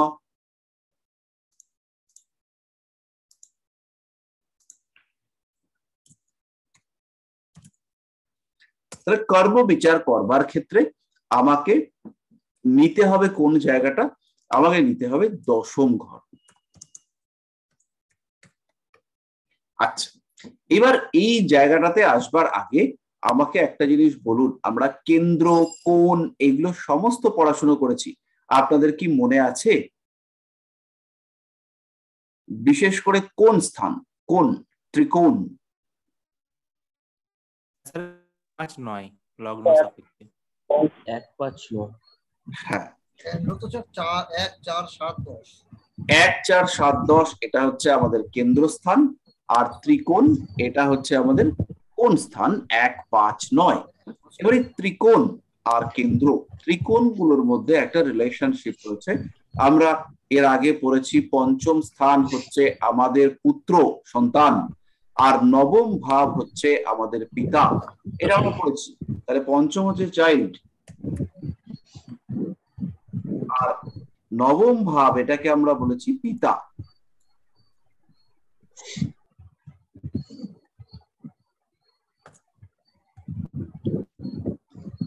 এই যে বিষয় পিতা, তিনি হচ্ছেন আমাদের উৎস, তিনি হচ্ছেন সোর্স। কার সোর্স? লগ্ন ভাবের সোর্স।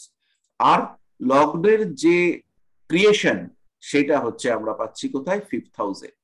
তাহলে এইখান থেকে আমরা পাচ্ছি 5th হাউস মানে হচ্ছে ক্রিয়েশন, আর 9th হাউস মানে হচ্ছে সোর্স।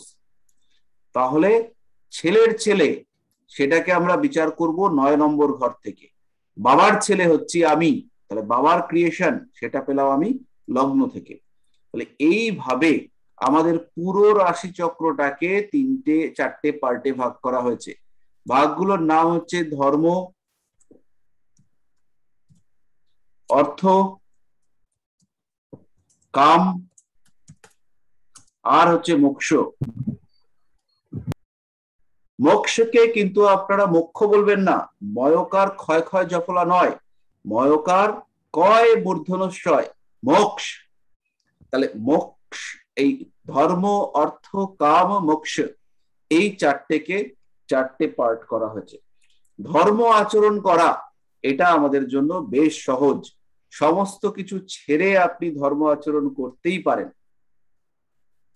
অর্থ সঞ্চয় করা তুলনামূলকভাবে কঠিন, তারপরে আপনি কাম নিবৃত্তি করবার সুযোগ পাবেন, এবং ধর্ম, অর্থ, কাম এই তিনটেকে নিয়ন্ত্রণ করবার পরে আপনি যেতে পারবেন আপনার চতুর্থ পর্যায় অর্থাৎ মোক্ষ। এই পর্যায়ে ধর্ম, অর্থ, কাম, মোক্ষ, এইটার সঙ্গে আমাদের কনসাস, সাবকনসাস, আনকনসাস মাইন্ড এবং তার সঙ্গে হচ্ছে তুরীয় যে মনের অবস্থা, আনকনসাস মাইন্ডের পরের অবস্থা, সদা জাগ্রত একটা অদ্ভুত অবস্থা যা আমরা সবাই উপলব্ধি করতে পারি না, যিনি প্রকৃত সাধক তিনি উপলব্ধি করতে পারেন। তো এই যে স্টেপ এর সঙ্গে রিলেটেড। তাহলে ধর্ম ত্রিকোণ হচ্ছে 1, 5, 9, অর্থ ত্রিকোণ হচ্ছে 2, 6, 10,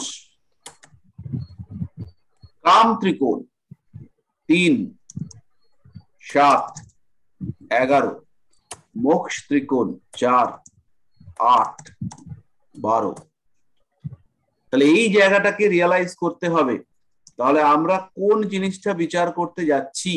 আমরা যদি পেশা বিচার করতে যাই, অর্থাৎ পেশা যখনই আমরা বিচার করব তখন আমার 10th হাউস আসবে। 10th হাউসের সঙ্গে রিলেটেড ত্রিকোণকে দেখুন, এরা হচ্ছে 2, 6, 10 অর্থ ত্রিকোণ, 2, 6, 10। তাহলে 2 এর সোর্স, 2 আসবে কোত্থেকে? টাকা পাবো কোত্থেকে? টাকা পাবো আমরা 10 থেকে। 10 হচ্ছে আমার কর্মা, কর্ম করলে পরেই, চাকরি করলে পরেই অ্যাকাউন্টে টাকা ঢুকবে, ব্যাংকে আমাদের টাকা আসবে। তাহলে এইটা হচ্ছে আমাদের অর্থ ত্রিকোণ। কর্মের উৎস কি? কর্মের উৎস হচ্ছে আমার শ্রম, আমার প্রচেষ্টা, আমার উদ্যম, আমার খাটুনি। খাটুনির ঘর হচ্ছে 6, তাহলে লগ্ন যদি এটা হয় আবার 6 নম্বর হচ্ছে এটা। তাহলে 6 নম্বর যদি সোর্স হয়, 6 নম্বরের রেজাল্ট আমি কোথায় পাবো? 6 নম্বরের রেজাল্ট আমি পাবো আমার 10-এ। তাহলে এখানে 6 নম্বর যদি স্ট্রং হয় তাহলে হচ্ছে 10 আমাকে রেজাল্ট দিতে পারবে ভালো। 10 আমাকে রেজাল্ট দিলে পরেই আমার কিন্তু জমবে, সৃষ্টি হবে কি? সেভিংস। তার মানে আমার 2, আবার 2 থেকেই আমি পাবো ষষ্ঠের উৎস। 2 নম্বরে আছে আমার পঞ্চ ইন্দ্রিয়, তার সঙ্গে আছে মুখ গহ্বর। উল্টো পাল্টা খাবো, উল্টো পাল্টা কাজ করব, রোগ বৃদ্ধি আমার হবে। আমাদের মূল রোগের বড় উৎস এটা কিন্তু আমাদের পঞ্চ ইন্দ্রিয়। মুখের মাধ্যমে আমাদের জার্ম, রোগ, ব্যাধি ইত্যাদির উৎসগুলো প্রবেশ করে, নাক, মুখ এগুলোর সাহায্যে। আর সেইটা হচ্ছে গিয়ে আসবে কোথায়? তার রেজাল্ট হবে কোথায়? ষষ্ঠে। তাহলে এইটা হচ্ছে আমাদের অর্থ ত্রিকোণের কাজ। তাহলে এইবার যখনই আমরা 10th হাউসকে দেখব তখন আমরা অর্থ ত্রিকোণটাকেই একবার পুরোটা চোখ বুলিয়ে নেব। এরপরে আমরা কি প্রশ্ন করব যে এই যে কর্মা, এই কর্মার সঙ্গে রিলেটেড ভাব কোনগুলো, কোন কোন জায়গা থেকে আমরা একে কার্যকরী রেজাল্ট পেতে পারি। একজন মানুষ চাকরি পাবে, কিভাবে পাবে সেটা আমরা খুঁজতে হবে, আমাদেরকে বুঝতে হবে। চাকরি পাওয়ার তো একটা সময় আছে। তাহলে দুটো কথা এলো, একটা হচ্ছে চাকরি পাওয়ার যোগ আছে কিনা, আর একটা হচ্ছে চাকরি পাওয়ার সময় আছে কিনা। একজন মানুষের বিয়ের কোনো যোগই নেই, তার হচ্ছে সপ্তমপতির দশা, অন্তর্দশা সব চলে গেল, তাই বিয়ে হলো না। আবার একজনের অনেকগুলো বিয়ের যোগ আছে, কিন্তু দশা পড়লো রবির দশা, এবং দেখা গেল লোকটার লগ্ন হচ্ছে মীন লগ্ন, এবং রবি তিনি হলেন ষষ্ঠপতি। ষষ্ঠ মানে হলো সপ্তমের দ্বাদশ। তিনি বিবাহিত জীবন, বৈবাহিক সম্পর্কের ব্যয় করাতে চাইছেন। তাহলে তার যে দশা, সেই দশায় বিয়ে না হওয়ার সম্ভাবনা দেখতে পাওয়া যাবে। তাহলে এইবার দশাই পড়লো না, বিয়ের যোগ রয়েছে, তাহলে কি করে হবে? কাজের কাজ হবে না। তাহলে কোনো একটা ইভেন্টের জন্য আমাদের দরকার হচ্ছে যোগ, দশা, এবং সেটা ট্রিগারিং করবার জন্য আমাদের দরকার যাকে তিনি হলেন ট্রানজিট বা গোচর। এই মুহূর্তে গ্রহরা কেমন অবস্থায় আছেন, তারপরেই আমরা ফলাদেশ করব। যাই হোক, আমরা আবার আগের পর্যায়ে চলে আসি। তাহলে প্রশ্নর বিষয় হচ্ছে কর্ম। একটাই ভাব আমরা দেখতে শিখেছি, সেটা হচ্ছে দশ। দশ মানে হচ্ছে কর্মের ভাব, পেশা।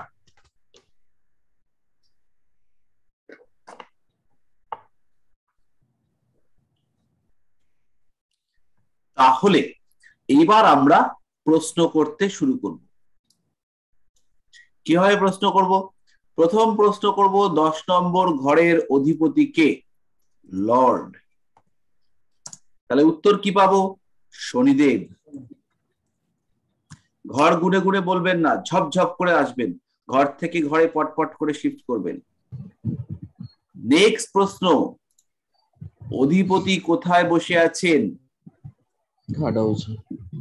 তাহলে অধিপতি বসে আছেন তৃতীয়।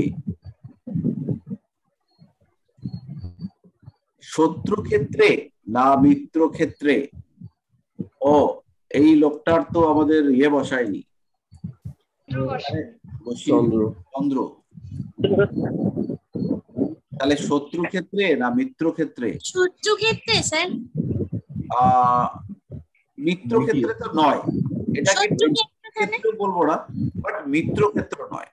তাহলে হচ্ছে এটাকে এনিমি ধরি, নিউট্রাল। নিউট্রাল, এটাকে শত্রু হিসেবেই ধরি। এবার হচ্ছে ভাবে কে কে দেখছে, ভাবের ওপর কোন কোন গ্রহ দৃষ্টি দিচ্ছে? ভাবে কেউ কি দৃষ্টি দিচ্ছে? সেরকম কাউকে খুঁজে পাওয়া যাচ্ছে না। ভাবে কে কে বসে আছে? রবি, বদমাস একটা লোক, মার্কিউরি, আর রাহু। রাহুটা খুব বদমাইশ, এটাকে আমরা একটু লাল কালি দিয়ে লিখে রাখছি। ও চেষ্টা করবে 10 নম্বর ঘরে দুষ্টুমি করবার, চাকরি দেবে, কিন্তু চাকরিতে হবে কি, বারংবার ট্রাভেল করতে হচ্ছে, চেঞ্জ করতে হচ্ছে, ডমিনেটেড হচ্ছে, অশান্তি, বার করতে পারছে না সেখান থেকে। রাহু চাকরি দেয়।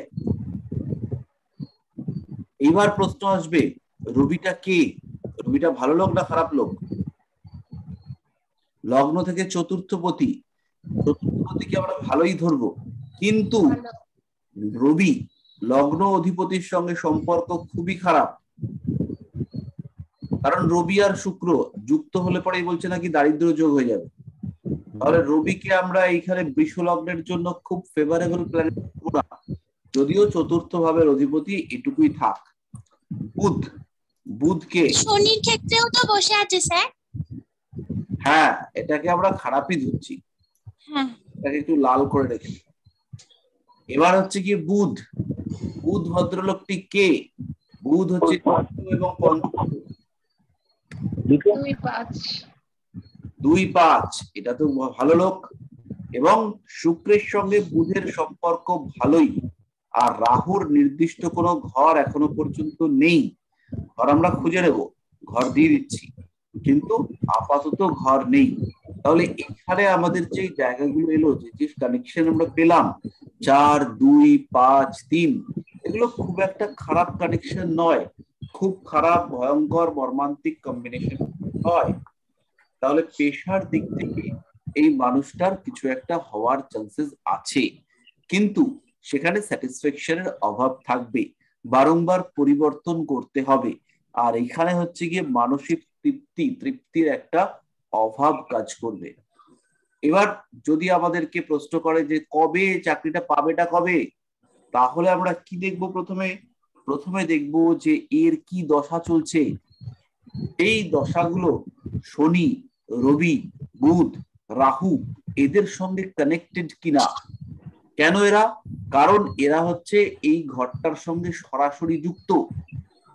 এদের সঙ্গে যদি কানেক্টেড দশা হয় তাহলে চাকরি পাওয়ার সম্ভাবনা রয়েছে।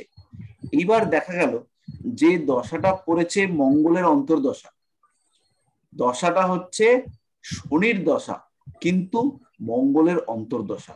মঙ্গল কোথায় বসে আছে লক্ষ্য করুন, করে বলুন।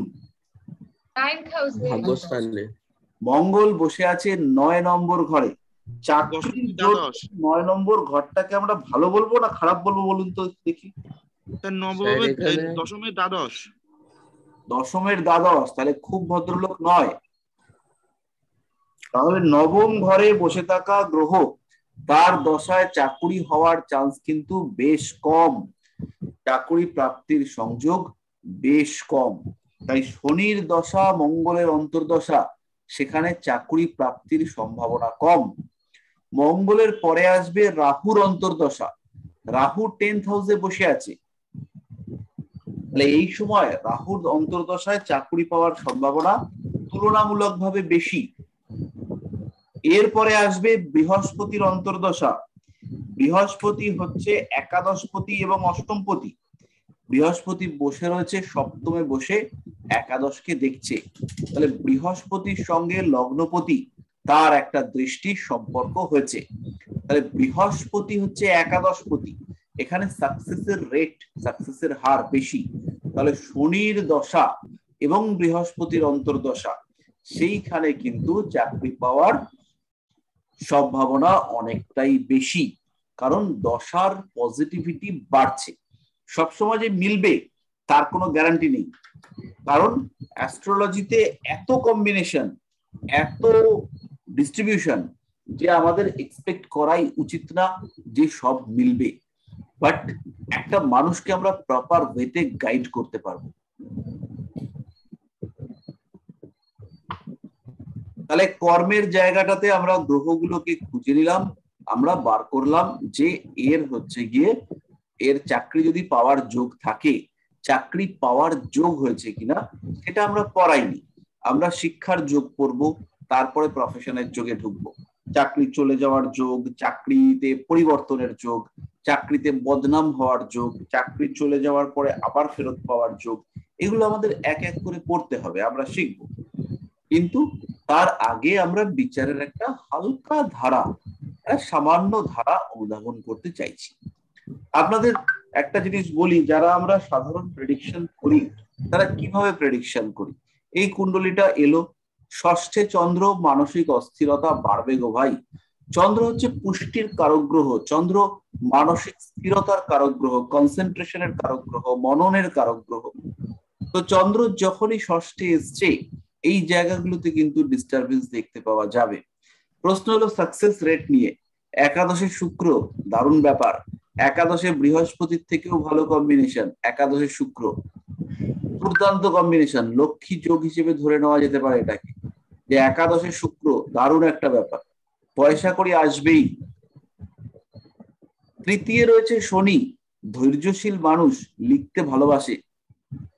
চতুর্থে কেতু, মায়ের সঙ্গে বনিবনার অভাব, মায়ের ক্ষেত্রে কনফিউশন, মায়ের স্বাস্থ্য সমস্যা, স্কিনের প্রবলেম, হজম সমস্যা ইত্যাদি ইত্যাদি রান করছে। সপ্তমে বৃহস্পতি, এটা একটা ভালো কম্বিনেশন। একাদশপতি সপ্তমে থেকে একাদশের শুক্রকে দেখছে, এটা একটা বেশ ভালো কম্বিনেশন। স্যার বিবাহের পরে আয় উন্নতি হবে? বিবাহের পরে আয় উন্নতি হবে, এর জন্য আমাদের যোগ খুঁজতে হবে। কেন বিবাহের পরে আয় উন্নতি হবে? বিয়ের পরে আয় উন্নতি হবে না জন্মের পরে বাবার আয় উন্নতি হবে? তো এইটা কিন্তু আমাদেরকে খুঁজতে হবে। এই যে কম্বিনেশন, এইগুলোকে রিয়ালাইজ করতে হবে। বিভিন্ন টাইপের প্রশ্ন আমাদের ক্ষেত্রে আসবে, যে এই প্রশ্নগুলোকে খুঁজে বার করতে হবে। এই মানুষটার শরীরের সবচেয়ে দুর্বল অংশ কোন জায়গাটা হতে পারে? এটা যদি মেয়ে হয় তাহলে এর কোনখানে প্রবলেম হবে, এর প্রবলেম কিভাবে আসছে, কোন জায়গাটা হচ্ছে প্রবলেমের সোর্স, এই প্রবলেমের রেজাল্ট কোন ঘরে পড়বে, সেগুলো সবই কিন্তু আমাদেরকে দেখতে হবে। এবং তার আগে রিয়ালাইজ করতে হবে আমি যে বিষয়টাকে নিয়ে ভাবছি সেই বিষয়টা আমাকে কি রেজাল্ট দেবে বা কোন কোন ভাব সেই বিষয়টার সঙ্গে সম্পর্কিত। যেমন ধরুন আপনাকে প্রশ্ন করা হলো যে আপনার বিদেশ যাত্রা, আমার বিদেশ যাত্রা আছে কিনা, সবটা দেখে বলো তো জ্যোতিষী বাবু যে আমার বিদেশ যাত্রা হবে কিনা। তাহলে এই বিদেশ যাত্রা খুঁজবার জন্য আপনি কোন কোন ঘর দেখবেন? 3-12। 3। কেন আমরা 3 দেখবো? দ্বাদশ ভাব দেখবো তো স্যার। দ্বাদশ ভাব দেখবো। কেন দ্বাদশ দেখবো? 3 কেন দেখবো? 9 কেন দেখবো? স্যার নবম 3 দেখবো। থেকে তো স্যার ট্রাভেলিং এর এটা আছে। চতুর্থ কি দেখবো না বাদ দিয়ে দেবো? চতুর্থ স্যার খারাপ থাকলেই তো স্যার বিদেশে যাওয়ার সম্ভাবনা বাড়ে। চতুর্থ ভালো থাকলেও বিদেশ যেতে পারে। যদি 4-এর সঙ্গে 12-র কানেকশন থাকে তাহলে ভালো থাকবে এবং সে বিদেশ যাবে। চতুর্থ 4-12 কানেকশন রয়েছে, তৃতীয় একটি পাপ গ্রহ বসে আছে, বেশ বলবান। হ্যাঁ, আমি তো এগুলো সব লেখাবো, আপনাদের এগুলো সব সিলেবাসে আছে, আমি সব ধরে ধরে করাবো, কোনো চিন্তা নেই। আমরা লং টার্মের যাত্রায় রয়েছি। জন্মাষ্টকে জাতক কি কর্ম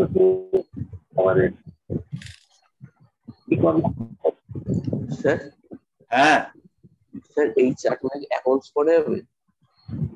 হ্যাঁ অ্যাকাউন্টস না,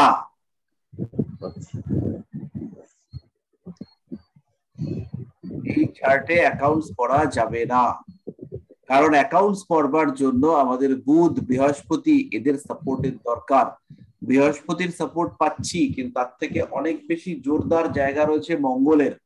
মঙ্গল অ্যাকাউন্টস দেয় না, এখানে বুধ বৃহস্পতি এরা হচ্ছে অ্যাকাউন্টস এর দিকে নিয়ে আসতে চায়। মঙ্গল অন্য টাইপের এডুকেশন দেয়, কোন টাইপের ভোকেশনাল এডুকেশন হতে পারে, ইঞ্জিনিয়ারিং হতে পারে, সিভিল ইঞ্জিনিয়ারিং হতে পারে। মঙ্গল আর শনির একটা কম্বিনেশন আছে স্যার। মঙ্গল শনির কম্বিনেশন ম্যাথামেটিক্যাল দিকে উন্নতি দেয়, কিন্তু এই শনিটা হচ্ছে রেট্রোগ্রেড, তখন কিন্তু এই শনি সেই পরিমাণ রেজাল্ট দিতে পারবে না। জেনারেলি নবমপতি যদি তৃতীয় থাকে তাহলে ভাগ্যে উন্নতি দেখতে পাওয়া যায়।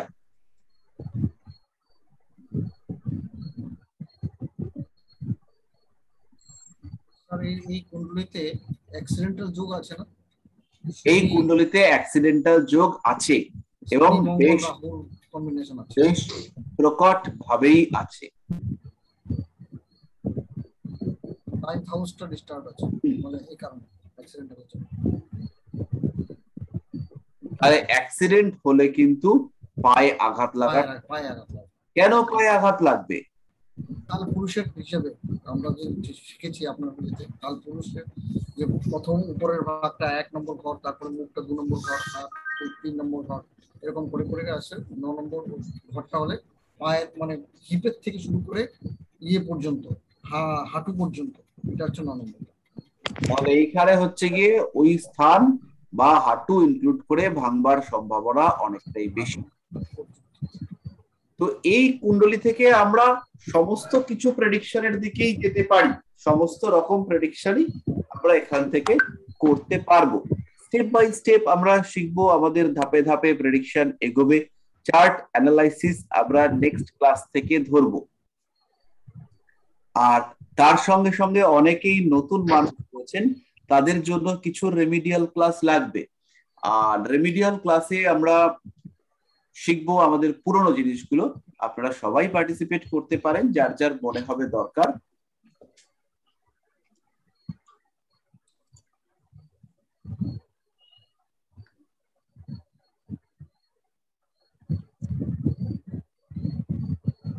এবার একটা প্রশ্ন এসছে, হোয়াট ইজ মোক্ষেন?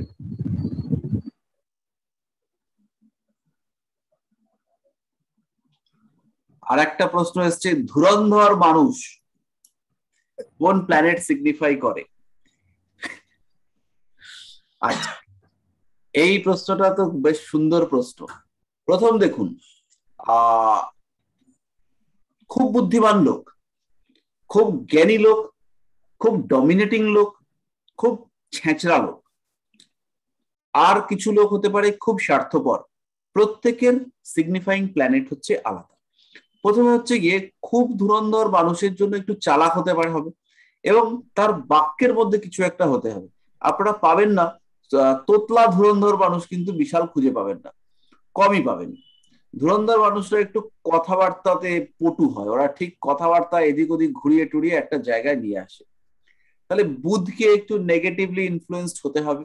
ধুরন্ধর মানুষদের লগ্নটাকে একটু স্ট্রং হতে হবে, তাহলে লগ্নপতি স্ট্রং হবে। রাহু, মঙ্গল, বুধ এদের সম্পর্ক দেখতে পাওয়া যাবে, না হলে কিন্তু খুব ধুরন্ধর হবে না। জন্ম কুণ্ডলিতে বৃহস্পতি, শনি এরা হচ্ছে গিয়ে দুর্বল হবে, না হলেও খুব ধুরন্ধর হবে না। আর বৃহস্পতি, শনি এরা বকরি থাকলে তো খুবই ভালো ধুরন্ধর হতে পারবে। আর যদি হচ্ছে গিয়ে মার্গী থাকে, তাহলে আমার মতন সরল সোজা সাপটা নিষ্পাপ ভালো মানুষ, শিশু সুলভ মানসিকতা সম্পন্ন হবে। কেউ কিন্তু হাসবেন না। আচ্ছা, তো এইটা গেল। আচ্ছা, এবার আমাকে একটা জিনিস বলুন, এবার একটু সিরিয়াস কয়েকটা কোশ্চেন আসবে। আমার পঞ্চম ভাব কর্মের কি নির্দেশ করবে? আমি বিচার করব কর্ম, পঞ্চম ভাব কর্মের সঙ্গে কি রিলেটেড? হ্যাঁ স্যার, কর্মের মানে হানি হতে পারে। কর্মের কি স্টেবিলিটি বা আয়ু মানে? হ্যাঁ, চাকরিটা যাবে কি যাবে না এটা কিন্তু আমাদের পঞ্চম ভাবে পাপ গ্রহের থাকা দরকার। চাকরি পরিবর্তন করতে চাইছি, চাকরিটা ছাড়তে চাইছি, তো সেই ক্ষেত্রে পঞ্চম ভাবে একটা পাপ গ্রহের সঞ্চার থাকা দরকার।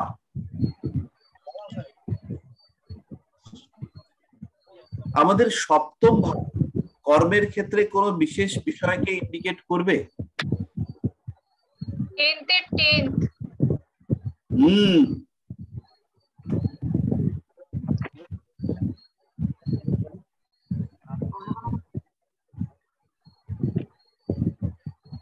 তাহলে কি বিচার করব আমরা? কিছু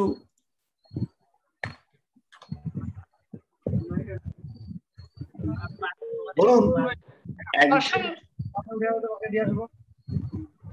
একজন মানুষের কর্মক্ষেত্রে গিয়ে প্রেম হয়েছে, কর্মক্ষেত্রে গিয়ে একটি প্রেম হয়ে গেছে, হতে পারে পরকীয়া, হতে পারে সাধারণ। আচ্ছা, একটু মিউট করতে হবে।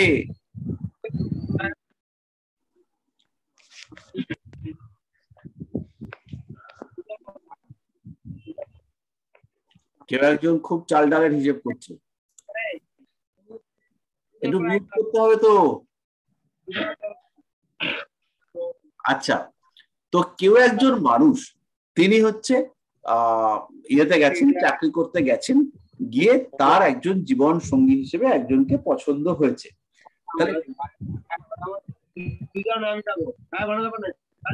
মিউট করতে হবে,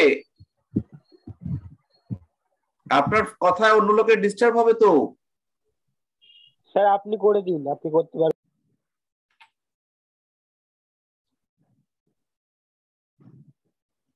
তো মিউট করে নিন প্রত্যেকে, আমাকে কেন করতে হবে? তাহলে একজন মানুষ কর্মক্ষেত্রে গিয়ে তার বান্ধবী খুঁজে পেলেন বা তার বন্ধু খুঁজে পেলেন যাকে বিয়ে করা যায়। তাহলে এইটা আমরা কোন কোন ভাবকে ইনক্লুড করব? এই যে ভালোবাসা হলো, এইটা দেখা গেল পরকীয়া হলো, তাহলে এইটা আমরা কোন কোন ভাব থেকে খুঁজবো? বিয়ে শাদী আছে, তারপরেও প্যারালালি আর একজনকে পছন্দ হয়েছে। স্যার 7 নম্বর। তারপরেই প্রশ্ন আসবে যে ওই মানুষটার সঙ্গে কি বিয়েটা হবে? এখানে আমরা কি খুঁজবো, কোন ভাব থেকে বিচার করবার চেষ্টা করব, ভাবুন একটু। স্যার দ্বিতীয় ভাব থেকে। আচ্ছা, তারপরে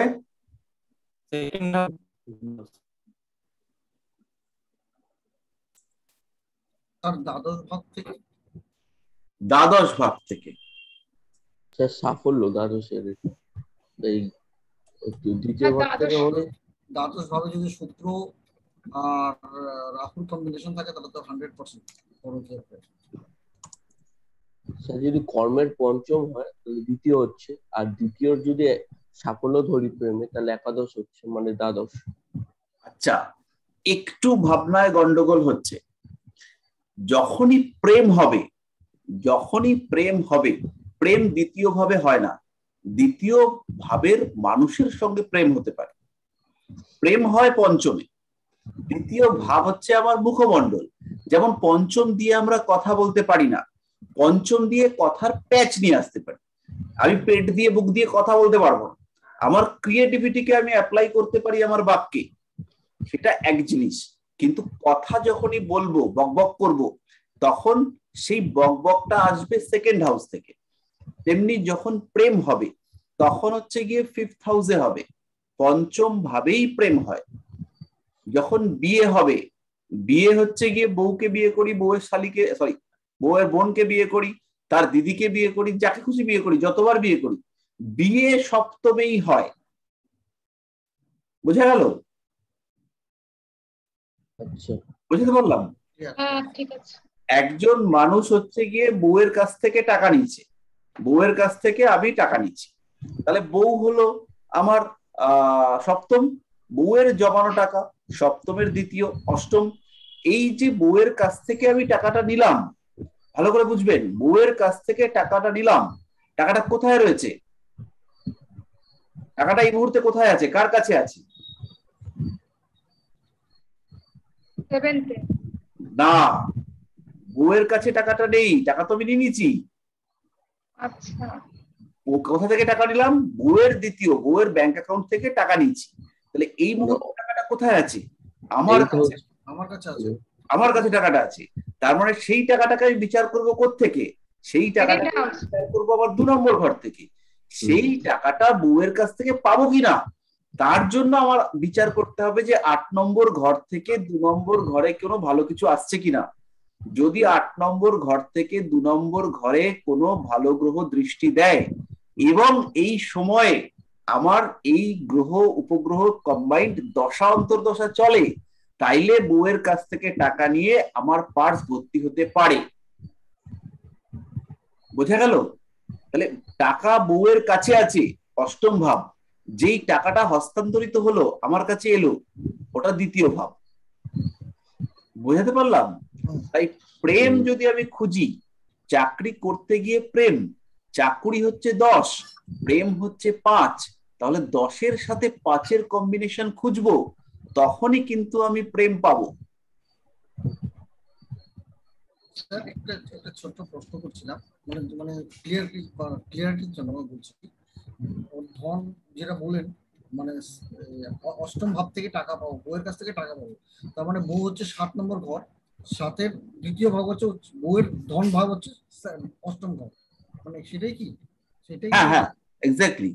ঠিক আছে, ঠিক আছে, থ্যাংক ইউ।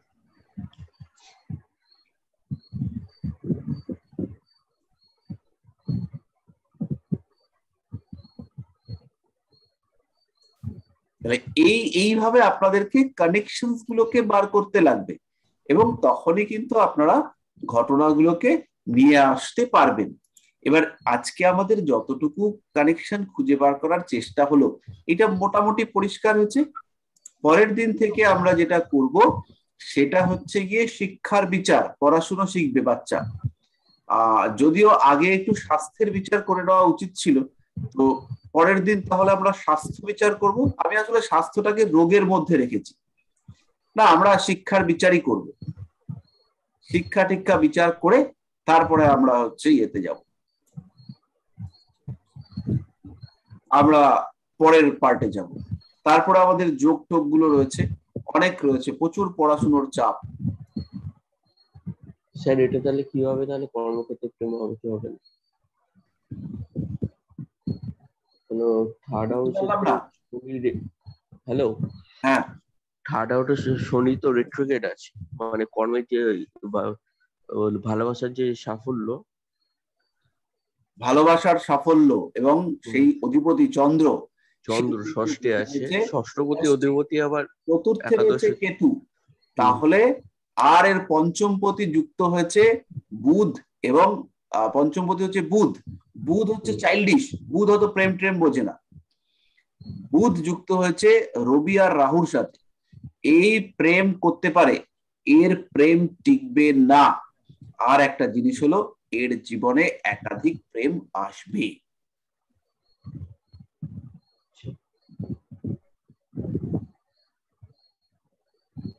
আর বক্রী শনির দৃষ্টি রয়েছে। প্রেম যদি বিচার করি তাহলে বক্রী শনির দৃষ্টি রয়েছে এখানে, শুক্রের দৃষ্টি রয়েছে এখানে, সেই শুক্রের ওপর রাহুর দৃষ্টি রয়েছে। শুক্রটা কিরম শুক্র না, জল তত্ত্বের শুক্র, বেশ একদম জবরদস্ত। এই শুক্রের ওপরে দৃষ্টি রয়েছে বৃহস্পতির, বৃহস্পতি অষ্টমপতি। তাহলে প্রেমের ক্ষেত্রে যৌনতা আসতেই পারে, কিন্তু সেই প্রেম টিকবে না। কারো টিকবে না, কারণ প্রেমের দ্বাদশে বসে রয়েছে কেতু পঞ্চমপতি, সে চতুর্থ পতির সঙ্গে কানেক্টেড হয়েছে। সেখানে রাহু যুক্ত রয়েছে কন্টিনিউয়াস ডিস্টারবেন্স ক্রিয়েট করবার জন্য। তাহলে এখানে পজিটিভিটি আসছে না, সমস্যা থাকছে। এবার একটা প্রশ্ন এসছে যে যখন 7th হাউসে কোনো প্ল্যানেট থাকে না, তাহলে কি তার বিয়ে হবে না? তাহলে বিয়ের বিচার কি করে করব? কোনো ঘরে গ্রহ নাই থাকতে পারে। 12টা গ্রহ রয়েছে, 12টা ঘর রয়েছে, 10টা গ্রহ রয়েছে, তাহলে অবশ্যই কোনো না কোনো ঘর ফাঁকা থাকবে। ঘর ফাঁকা থাকলেও তার অধিপতি তো থাকবেই। যেমন এইখানে বৃহস্পতি রয়েছে, কিন্তু এই ঘরটার অধিপতি সে হচ্ছে মঙ্গল। এখানে যেমন অষ্টম ভাবে কোনো গ্রহ নেই, অধিপতিকে বৃহস্পতি। অষ্টম ভাব ইন্ডিকেট করে আমাদের আয়ু ভাব। তাহলে বৃহস্পতির দৃষ্টি লগ্নের ওপর পড়ছে, তাহলে আয়ু মোটামুটি আছে ধরে নেওয়া যায়। পটাশ করে মরে যাবে না। তো এবার যদি হচ্ছে গিয়ে এর সপ্তমে কোনো গ্রহ না থাকতো, ধরে নিচ্ছি এই বৃহস্পতিটা রয়েছে এখানে, থাকতেই পারতো, তাহলে সপ্তম ভাবের বিচারের জন্য আমরা কি কি প্রশ্ন করতাম? সপ্তম পতি কোথায় বসে আছে? নবমে। তাহলে বিয়েটা ভালোই হবে। শত্রু ক্ষেত্রে না মিত্র ক্ষেত্রে? শত্রু, ভয়ঙ্কর শত্রু ক্ষেত্রে। সেই শত্রু আবার তাকিয়ে তাকিয়ে দেখছে। কিন্তু এখানে একটা গন্ডগোল আছে, একটা বিটকেল কেস হয়েছে। কেউ বলতে পারেন ব্যাপারটা কি হয়েছে? এই ঘরে মঙ্গল উচ্চস্থ হয়। হ্যাঁ, মঙ্গল সে কিন্তু উচ্চস্থ হয়ে বসে রয়েছে, আর শনির দৃষ্টি মঙ্গলের উপর, মঙ্গলের দৃষ্টি শনির উপর। তাতে কিন্তু মঙ্গলের নেগেটিভিটি কিছুটা কমেছে। মঙ্গল শত্রু ক্ষেত্রে হলেও এই জাতিকার বিয়ের পরে ভাগ্য উন্নতির সম্ভাবনা রয়েছে। হবে কি না হবে পরে দেখা যাবে, কিন্তু চান্সেস রয়েছে ভাগ্য উন্নতি হওয়ার।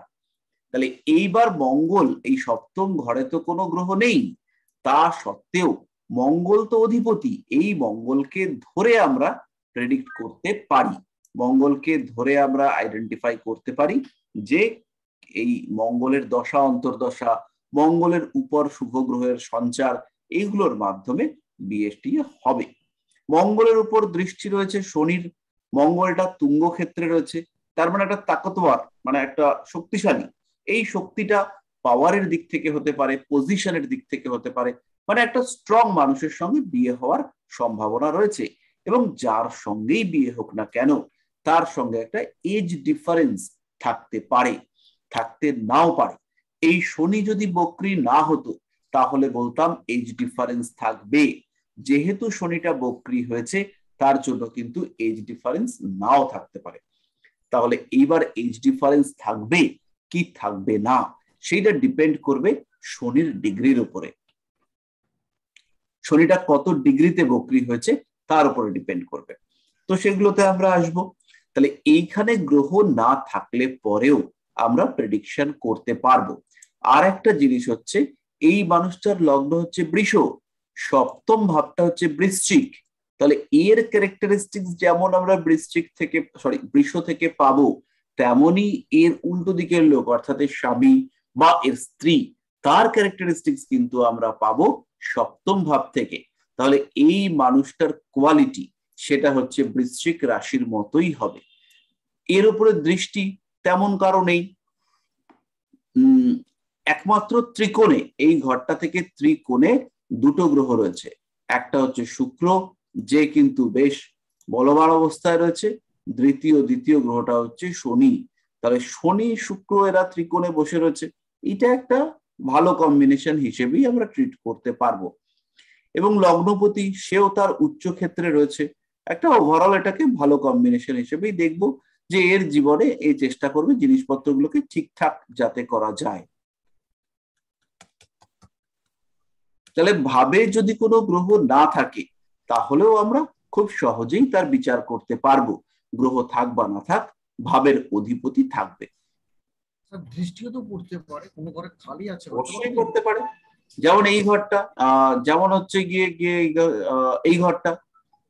এই ঘরটাতে কোনো গ্রহ নেই, কিন্তু এই ঘরটার উপরে দৃষ্টি রয়েছে চন্দ্র, এর উপরে দৃষ্টি রয়েছে শনি, এর উপরে দৃষ্টি রয়েছে মঙ্গল।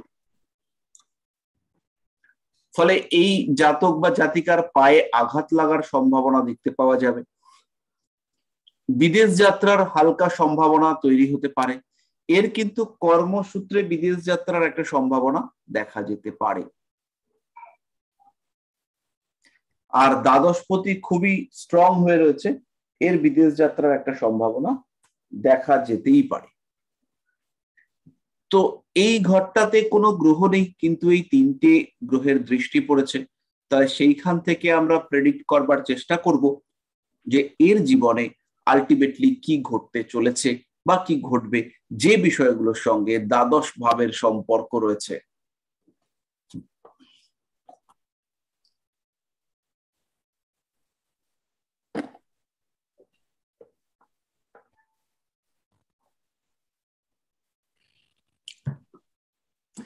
এরপরে একটা প্রশ্ন এসছে, মোক্ষ কি, হোয়াট ইজ মোক্ষ?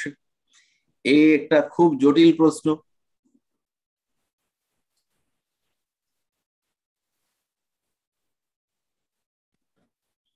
এইটাতে হচ্ছে গিয়ে আমরা একটুখানি আসবার চেষ্টা করব। আমার অতি ক্ষুদ্র জ্ঞানে মোক্ষ সম্পর্কিত আমার অল্প সামান্য যা জ্ঞান সেটা আপনাদের সঙ্গে শেয়ার করবার চেষ্টা করব। এরপরে একটা প্রশ্ন রয়েছে, সেটা হচ্ছে ভাগ্য নিয়ন্তা গ্রহ। ভাগ্য নিয়ন্তা গ্রহ এইটি হলো আমাদের জ্যোতি বাচস্পতি বলে এক ভদ্রলোক, তিনি জ্যোতিষ চর্চা করবার সময় এই কনসেপ্টটি নিয়ে এসেছেন এবং এটা দেখতে পাওয়া যায় বেশ কার্যকরী একটি কনসেপ্ট। কোন একটা ভাবের বিন্দু, ভাবস্ফুট বিন্দুর সবচেয়ে কাছের অবস্থিত গ্রহটাকে বলা হয় ভাগ্য নিয়ন্তা গ্রহ। যেমন হচ্ছে কি, আমি একটা কুণ্ডলী আপনাদের সঙ্গে শেয়ার করছি,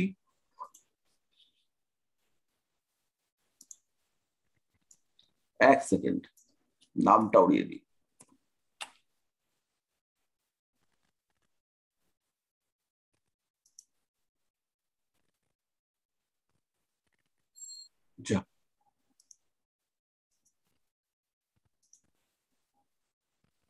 আচ্ছা, নিউ শেয়ারে গিয়ে আমাকে যেতে হবে, এটা না,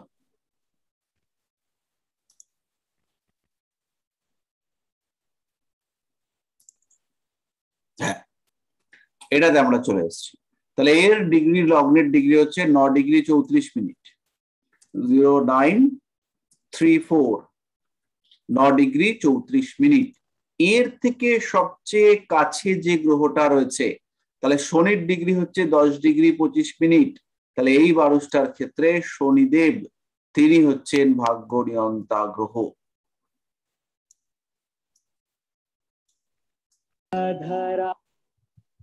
স্যার স্যার বুধ হবে তো স্যার?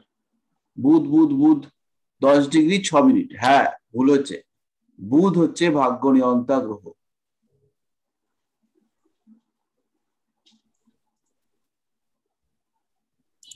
তাহলে এই কুণ্ডলীর ক্ষেত্রে আমরা বুধকে বললাম ভাগ্য নিয়ন্তা গ্রহ। এইবার এই যে ভাগ্য নিয়ন্তা গ্রহ সে অষ্টম ভাবস্থ হয়েছে, এর ফলে এই মানুষটার কিন্তু ভাগ্য উন্নতিতে বাধা আসবে।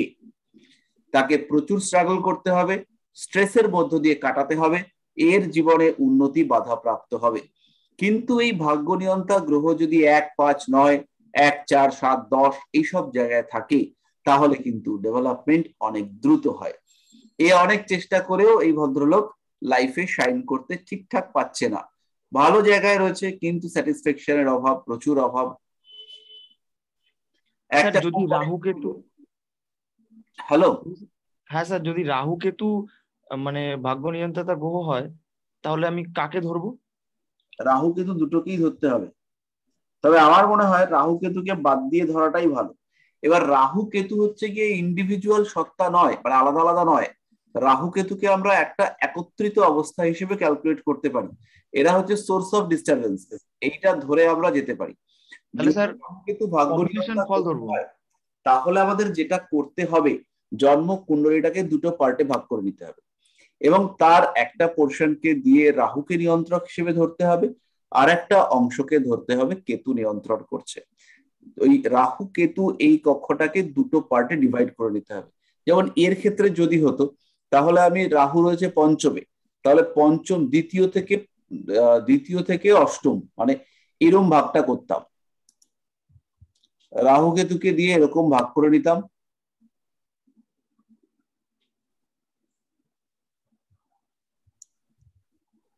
এই হচ্ছে ভাগ করে নিলাম। এবার এই ওপরের অংশের যে ভাবগুলো পড়েছে তাদেরকে রাহুর প্রভাবে রাখবো, আর এদিকের যে ভাবগুলো পড়েছে তাদেরকে আমরা কেতুর প্রভাবের মধ্যে রাখবো।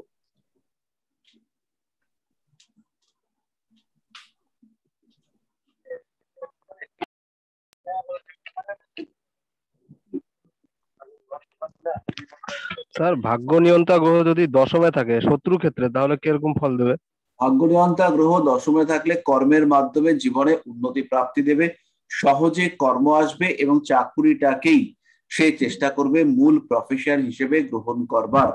তো সেই ক্ষেত্রে বাকি গ্রহ যোগগুলো দেখে নিতে হবে, দেখে নিয়ে প্রেডিক্ট করতে হবে। না কিন্তু শত্রু ক্ষেত্রে যদি হয় তাহলে স্যার? শত্রু ক্ষেত্রে থাকলে পরেও কোনো কিছু সমস্যা নেই। যেমন হচ্ছে গিয়ে মঙ্গল, সে শত্রু ক্ষেত্রেই তুঙ্গ হয় কিন্তু নিচস্থ হয় মিত্র ক্ষেত্রে। আবার হচ্ছে গিয়ে বৃহস্পতি, সে হচ্ছে গিয়ে শনির ঘরে নিচস্থ হচ্ছে, কর্কটে গিয়ে উচ্চস্থ হচ্ছে। শুক্র বৃহস্পতির ঘরে গিয়ে উচ্চস্থ হচ্ছে। তো শত্রু মিত্র এই বিষয়টাকে ভালো করে ভাববার প্রয়োজন রয়েছে। বরঞ্চ আপনারা তত্ত্ব, গ্রহের কোয়ালিটি তার উপরে গুরুত্ব দিন। অবস্থা, তৎকালীন অবস্থা, যেমন চন্দ্রের জন্য মেষ হচ্ছে মোটামুটি ভালো একটা জায়গা। মেষে ভরণী নক্ষত্রে চন্দ্র সুন্দর বসে রয়েছে। এইবার সেইখানে বসে রয়েছে রাহু।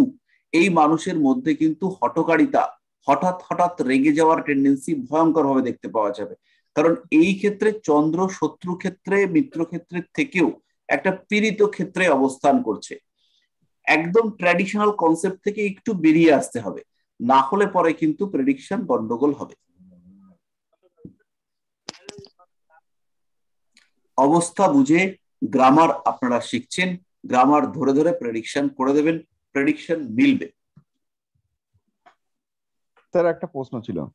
হ্যাঁ বলুন না। 4th হাউস আর 5th হাউস শিক্ষার ক্ষেত্রে 4th হাউসে কত দূর পর্যন্ত আর 5th হাউসে কত দূর পর্যন্ত? একদম সোজা হিসাব। 4th হাউস হচ্ছে গিয়ে স্নেহ, ভালোবাসা, পরিবেশ, পারিপার্শ্বিক পরিস্থিতি, আর 5th হাউস হচ্ছে ক্রিয়েটিভ। 4th হাউস হচ্ছে গিয়ে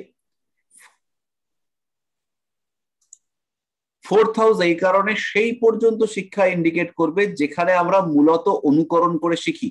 তাহলে 7, 8 এই পর্যন্ত, বয়স সন্ধির আগে পর্যন্ত। যেই মাত্র বয়স সন্ধি চলে এলো তখন আমাদের ক্রিয়েটিভিটি, ডিরেকশন, কি নিয়ে পড়বে, আর্ট, সায়েন্স, কমার্স এই সমস্ত ভাবতে শুরু করলাম। ব্রেনের অ্যাক্টিভিটি তখন কাজ করতে শুরু করলো। এই মেয়েটার ছেলেটা মেধাবী, তাহলে সায়েন্স নিয়ে পড়তে পারবে। এই মেয়েটা হচ্ছে গিয়ে মাথায় খাটো, তাহলে পরে এ হচ্ছে গিয়ে আর্টস নিয়ে পড়ুক, এরকম একটা ধারণা আমাদের মধ্যে চলে আসছে। সুতরাং এই ক্রিয়েটিভিটি, মেধা, এই জায়গাটা যখনই প্রমিনেন্ট হয়ে উঠতে লাগলো, তখন হচ্ছে গিয়ে আমাদের পঞ্চম ভাবের এডুকেশন, তার মানে হচ্ছে মাধ্যমিকের আগের থেকে শুরু হলো এবং মোটামুটি ওই উচ্চ মাধ্যমিক, গ্রাজুয়েশনের ফার্স্ট ইয়ার, টিনেজ এই পর্যন্ত আসলো। এরপরের এডুকেশন আমাদের ভাগ্য, সৌভাগ্য, পরিবেশ, পারিবারিক অবস্থা, পিতার কন্ডিশন, এই সমস্ত বিষয়ের সঙ্গে সম্পর্কিত, এবং সেটার মাধ্যমেই আমরা কিন্তু আমাদের কর্মক্ষেত্র ডেভেলপ করবার চেষ্টা করব। তাই জন্য সেই এডুকেশনটাকে আমরা দিয়ে রেখেছি আমাদের নবম ভাব। 9th হাউসের এডুকেশনের মধ্যেও কিন্তু পিএইচডি পড়বে। গবেষণা আর পিএইচডি এই দুটোর মধ্যে কিন্তু তফাৎ আছে। সবাই হচ্ছে গিয়ে গবেষণা করতে পারে, সবাই হচ্ছে পিএইচডি করতে পারেন, কিন্তু যদি সেটা মৌলিক গবেষণা হয়, মৌলিক গবেষণা বলতে কিছু তিনি আবিষ্কার করছেন, সাংঘাতিক কিছু আবিষ্কার করছেন, এই যে আবিষ্কার, এই আবিষ্কারের জন্য তার কিন্তু 8th হাউসকে প্রয়োজন। এখানে যে এক্সট্রিম লেভেলের এডুকেশন, একটা অজানা জিনিসকে সামনে নিয়ে আসবার চেষ্টা, এই অজানাকে প্রকৃতির সামনে প্রকাশ করানো, নতুন কিছু বার করে নিয়ে আসা, এই যে আবিষ্কার, সেইটা কিন্তু আমাদের 8th হাউস থেকে আসবে। আর অনেকের ক্ষেত্রে পিএইচডি আছে যেটা কেবলমাত্র ডিগ্রি, তো সেই মানুষদের ক্ষেত্রে এই পিএইচডি কিন্তু এটা একটা হিসেবে ট্রিটেড হবে, মানে আপনার একটা এডুকেশন কোয়ালিফিকেশন। সেই রকম পিএইচডি যদি হয় তাহলে 9th হাউস থেকে আমরা বিচার করব।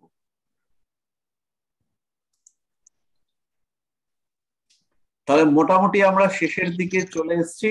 একটা জটিল, অতি জটিল, আমার পক্ষে খুব কঠিন একটা প্রশ্ন এসছে, সেটা হচ্ছে মোক্ষ।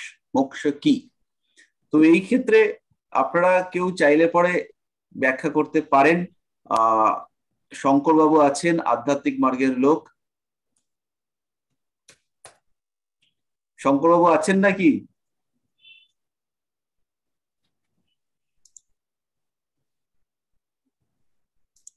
আর আমাদের বিরাট কিছু প্রশ্ন নেই, শুধু একটাই রয়েছে, হোয়াট ইজ মোক্ষ? স্যার বলো। বলছি স্যার, চার্ট পেজে কি বলা যায় যার পিছনে কে কি ছিল বা এরকম? হ্যাঁ, একদম পারফেক্ট। তোমাকে বলবো? হ্যাঁ স্যার বলুন। তুমি আগের জন্মে নাপিত ছিল। অসাধারণ স্যার। মানে বাস্তবের সঙ্গে সম্পর্ক রেখে প্রশ্ন করতে হবে, এগুলো মিথ্যে কথা। যেটা আপনি বললেন ইয়েতে পিএইচডির ক্ষেত্রে যেটা বললেন, খোঁজ, মানে আমি যেটা বলছি খোঁজ, কিছু খুঁজে বার করা, মানে পিএইচডি মানে অ্যাকচুয়ালি রিসার্চ বলতে যেটা বোঝায় আর কি। হ্যাঁ, একটা হচ্ছে নর্মাল এডুকেশনাল কোয়ালিফিকেশন বা ডিগ্রি, আর একটা হচ্ছে খোঁজ, কিছু খুঁজে বার করা।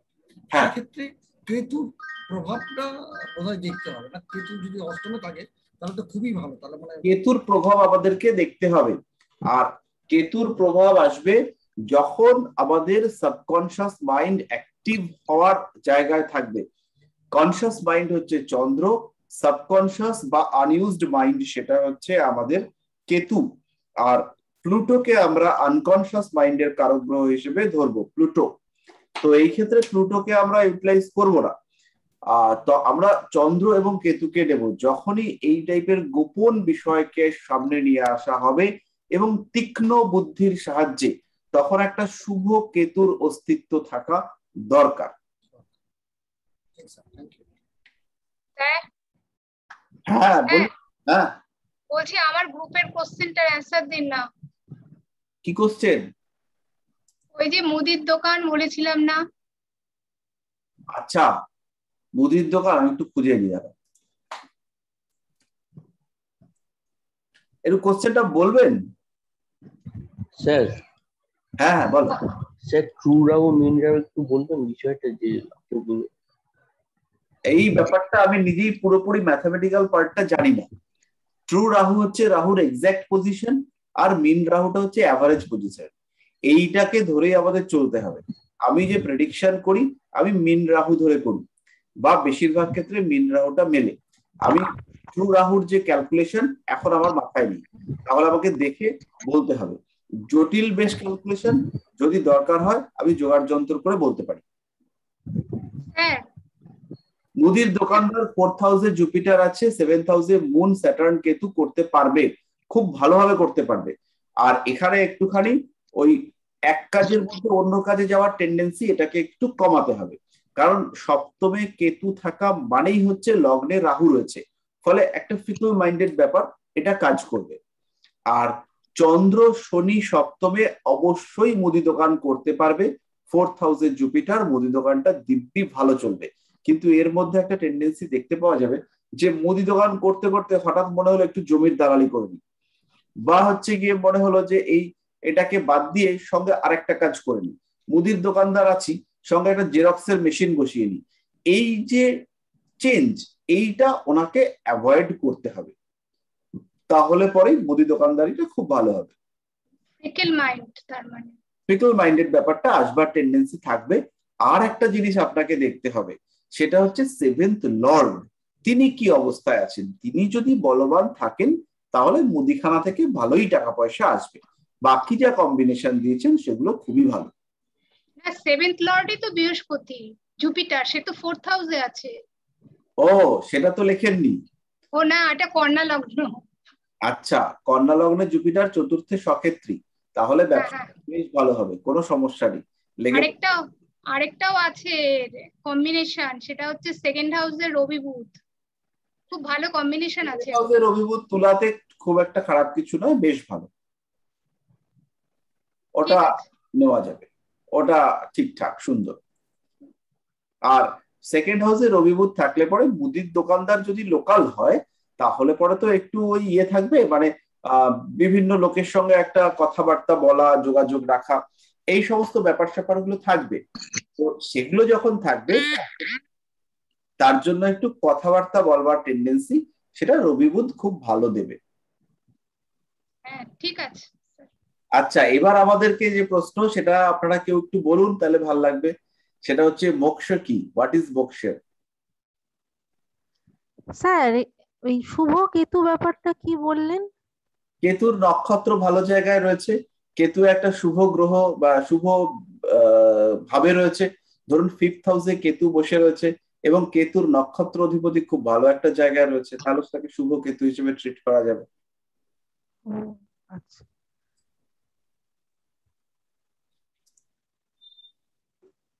স্যার সেক্ষেত্রে কেতু তো ভাবটিকে প্রভাবিত করে, পঞ্চম ভাবে ব্লকেজ সৃষ্টি করবে। সবসময় করে না, কোন কোন ক্ষেত্রে পঞ্চমে কেতুওয়ালা লোক বিরাট বিরাট জায়গায় চলে যায়, কোনো না কোনো একটা জায়গায় ডিস্টার্ব করে। হ্যাঁ, এইটা হচ্ছে আমাদেরকে মাথায় রাখতে হবে যে কিছু না কিছু কিন্তু এরা ডিস্টার্ব করবে। তারপর তার 11 নম্বর ভাবে দৃষ্টি দেয় একাদশে, সপ্তম দৃষ্টি। এক সেকেন্ড পঞ্চম ভাবে কেতু বসে রয়েছে, দেখা গেল এডুকেশনে কিচ্ছু ডিস্টারবেন্স দেয়নি, কিন্তু সন্তান হওয়ার ক্ষেত্রে সন্তান হচ্ছে না, এটা হচ্ছে গিয়ে ডিস্টারবেন্স দিয়ে দিচ্ছে। তো প্রত্যেকটা প্ল্যানেটারি তো একটা অ্যাক্টিভেশন রয়েছে, কোনো একটা কাজ সে করবে, আর যদি একটা কাজ করে তাহলে অন্য কাজগুলোকে সে দুর্বল করবার চেষ্টা করবে। মানে দেখা গেল দ্বিতীয় রাহু, একজনের দাঁতে বিরাট পোকা, সে কিন্তু খুব একটা গরিব নয়। আবার দেখা গেল যে দ্বিতীয় রাহু, তার দাঁত খুব সুন্দর, কিন্তু অর্থনৈতিক দিক থেকে সে পিছিয়ে পড়েছে, বা তার হচ্ছে গিয়ে পরিবারের লোকজনদের সঙ্গে খুব খারাপ সম্পর্ক। তো এই যে কোন গ্রহ কোন সময় এক্স্যাক্টলি কি ফল দেবে সেটা বার করা খুব টাফ এবং ইনটিউশন দরকার। তো করতে করতে আমাদের আসবে, প্র্যাকটিস করতে হবে। স্যার একটা কথা বলবো? হ্যাঁ, বলছি কি, দাঁতের সমস্যা বোধহয় মঙ্গল দেয় না? সবসময় নয়, দাঁতের সমস্যা যদি দাঁতের মধ্যে ওই দাঁতে পোকা হয় তাহলে সেটা হচ্ছে দাঁতের ক্ষয়, সেটা একটা জিনিস। আবার যদি কারোর ক্ষেত্রে পাইরিয়া হয়, দাঁত থেকে রক্ত পড়ছে, সেটা আবার আরেকটা জিনিস। আবার কারোর দাঁতে হচ্ছে বলছে ওই কি আর একটা হয়, স্টোন না, ওটাকে কি বলে, এনামেল হয়ে যায়, ময়লা জমে জমে হয় দাঁতের পাথর হয় বলে, সেটা আবার আরেকটা গ্রহ দেবে।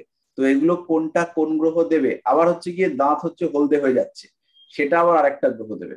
দাঁতে পেল্লায় দুর্গন্ধ, বসা যাচ্ছে না সামনে, তখন গ্রহটা পাল্টে যাবে। কোনটা কোনটা দেবে সব পরের দিন কি শুনবো, বলবো না।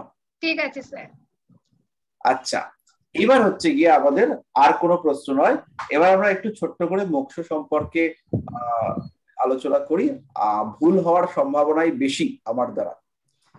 তো যাই হোক, আমাদের জীবনের যে ষড়ঋপু রয়েছে, 6টা ঋপু, যেটাকে আমরা 6th হাউস থেকে বিচার করি, 6টা ঋপু, তাদের থেকে মুক্ত হওয়া, আমাদের যে স্থূল শরীরের যে ভোগ, যেটা ষড়ঋপুর ক্রিয়া প্রতিক্রিয়ার ফল, সেই ভোগকে সম্পূর্ণ করে দিব্য জগতে প্রকাশ করার পথ প্রাপ্তি হওয়া, তাকে আমরা মোক্ষ হিসেবে ধরতে পারি।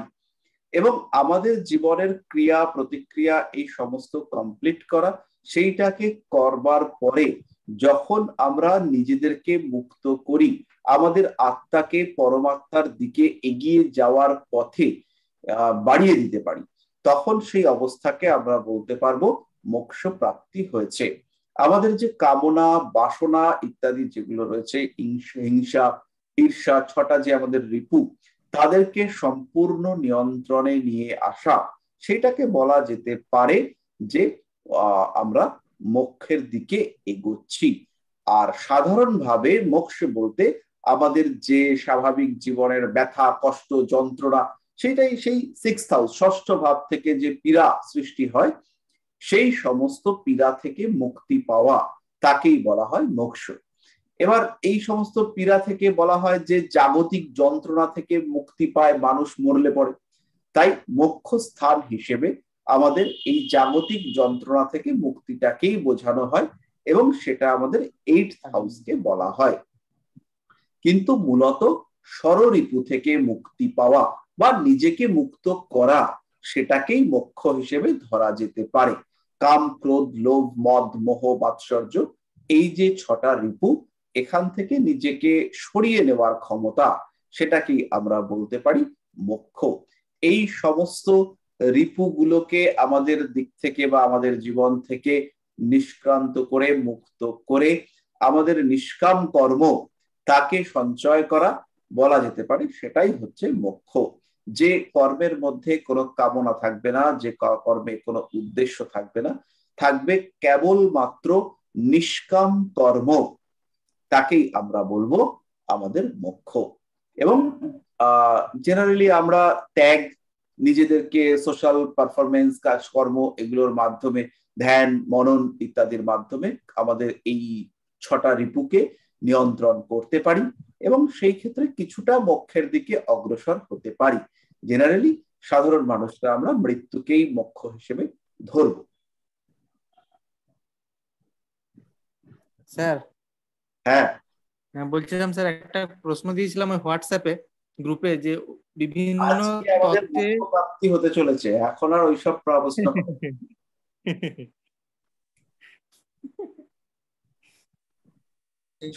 খালি জ্যোতিষ জ্যোতিষ করলে হবে? সেই জন্য কি আমরা 8th হাউস যেটা আছে, সেটাকে কি আমরা অনেকে মৃত্যুস্থানও বলে। 8th হাউস থেকে আমাদের মৃত্যু বিচার করা হয়। এবার এই মৃত্যুর তো বিভিন্ন রকম ঘটনা রয়েছে। শাস্ত্রে 8 রকম মৃত্যুর কথা বলা হয়েছে, এবং 8 রকম মৃত্যু, 8 রকম পদ্ধতিতে আমাদের মৃত্যু হতে পারে। আমাদের ক্ষমতা, যশ, মান, অর্থ, এই সমস্ত দিক থেকে শূন্য হয়ে যাওয়া কি মৃত্যু তুল্য বলা হয়েছে। তো সেই রকম ভাবে 8ম ঘরটার সঙ্গে মৃত্যুর একটা সম্পর্ক আছে তো বই কি, ওটা আমাদের আয়ুস্থান, মৃত্যুস্থান, আয়ুস্থান। আবার হচ্ছে গিয়ে আমাদের যে 3টে অবস্থা আছে মনের, একটা হচ্ছে জাগ্রত অবস্থা, কনসিয়াস মাইন্ড, এটা হচ্ছে আমাদের মন। মন আমরা বিচার করি 4th হাউস থেকে। মন যখন মুক্ত হয়, আমরা যখন সাবকনসিয়াস মাইন্ডে যাই, তখন সেটা হচ্ছে আমাদের 8ম ভাব। আবার যখন আমাদের মাইন্ড আনকনসিয়াস হয়ে যায়, যাকে আমরা বলি সুষুপ্তি অবস্থা, তখন আমরা চলে যাই 12 নম্বর ঘরে। 12 নম্বর ঘর থেকে আমরা বিচার করি শয্যা সুখ। একজন মানুষের রাতে দিব্যি ভালো ঘুম হয়, তাহলে তার 12 নম্বর ঘরটা খুব ভালো। তিনি যখন হচ্ছে গিয়ে ফিজিক্যাল রিলেশনশিপের মধ্যে যান, সেটাও খুব ভালো হয়, তাহলেও তার 12 নম্বর ঘরটা ভালো। এবার এই জায়গাগুলোর সঙ্গে আপনাদেরকে রিয়ালাইজ করতে হবে যে কোন ভাবের সঙ্গে, কোন ঘটনার সঙ্গে কোন গ্রহটা রিলেটেড।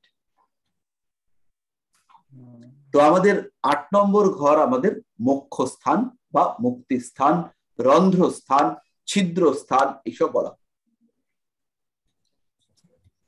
আর ভাব বিচার করবার ক্ষেত্রে আমাদের 6, 8, 12 এগুলো খুব ইম্পর্টেন্ট। এগুলো নিয়ে আমরা খুব জটিল অবস্থার মধ্যে পড়ি, বুঝে পাই না, ভালো বলবো না খারাপ বলবো। স্যার হ্যালো, বলো। বলছি স্যার কোনো ব্যক্তি ধরুন এলো আমাকে পরীক্ষা করার জন্য, যে মারা গেছে, হ্যাঁ, তার ডেট অফ বার্থ এনে আমাকে বললো বিচার করতে, তো ওই ডেট অফ বার্থ দেখে বলে দেওয়া যাবে যে ওই ব্যক্তি আর বেঁচে নেই? হ্যাঁ, বলে দেওয়া তো নিশ্চয়ই যাবে, কিন্তু ওটা আমি পারবো না। হ্যাঁ, আমি আর কি পারবো না, আমার ক্ষমতার বাইরে ওটা।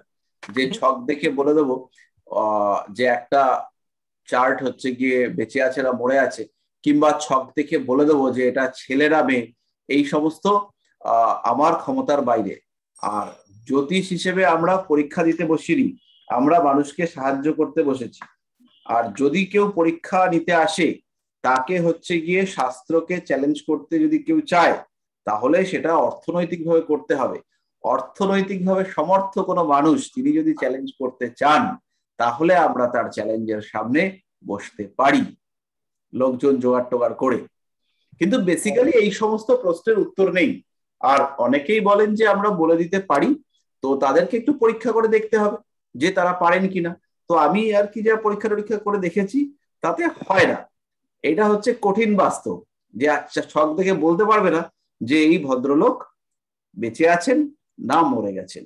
প্রেডিকশনে ভুল আচ্ছা আচ্ছা বড় বড় অ্যাস্ট্রোলজারের হয়, আবার তারাও এমন এমন প্রেডিকশন করে যান যে প্রেডিকশন গুলো অদ্ভুতভাবে মিলে যায়।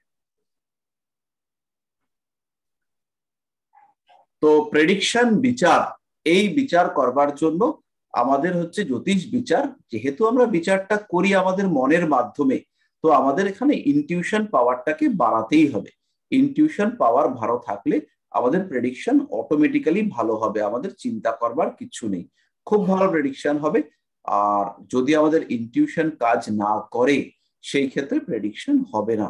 আর সূত্র ধরে প্রেডিকশন হয় না, এটা হচ্ছে একদম বাস্তব কথা।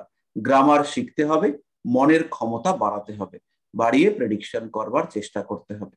গ্রহরা আমার কথা অনুযায়ী প্রেডিকশন রেজাল্ট দেবে না, কিন্তু গ্রহরা কেমন রেজাল্ট দেবে সেটা আমাদেরকে উপলব্ধি করবার চেষ্টা করতে হবে। ঠিক আছে? হ্যাঁ স্যার। আচ্ছা, তাহলে আমাদের আজকের আলোচনা এই পর্যন্তই থাক। স্যার, হ্যাঁ স্যার নেক্সট ডেট কি তাহলে 7:30 বলবেন কি কিছু? না, নেক্সট ডে হচ্ছে গিয়ে নেক্সট ডে হচ্ছে 18 তারিখ। তাহলে 18 তারিখ আমরা একটু 7:30 ঢাইয়া এগুলো নিয়ে একটু বলবো। এগুলো এখন খুব বাজারে চলছে, এগুলো আমাদের একটু শিখে। এডুকেশন বললেন যে এডুকেশন তো বলবোই, তার আগে 10 মিনিটে 7:30টা শেষ করবো। এই ভাবের সঙ্গে ওটা রিলেটেড। সঙ্গে স্যার কন্টকশনিটাও বলবেন, ওই একই। আচ্ছা, বলবো। তো যাই হোক, তাহলে আজকে আমরা এখানেই শেষ করি। সবাই ভালো থাকুন। শারদীয়া স্যার ইন অ্যাডভান্স। হ্যাঁ, সবাই খুব ভালোভাবে পুজো টুজো কাটান।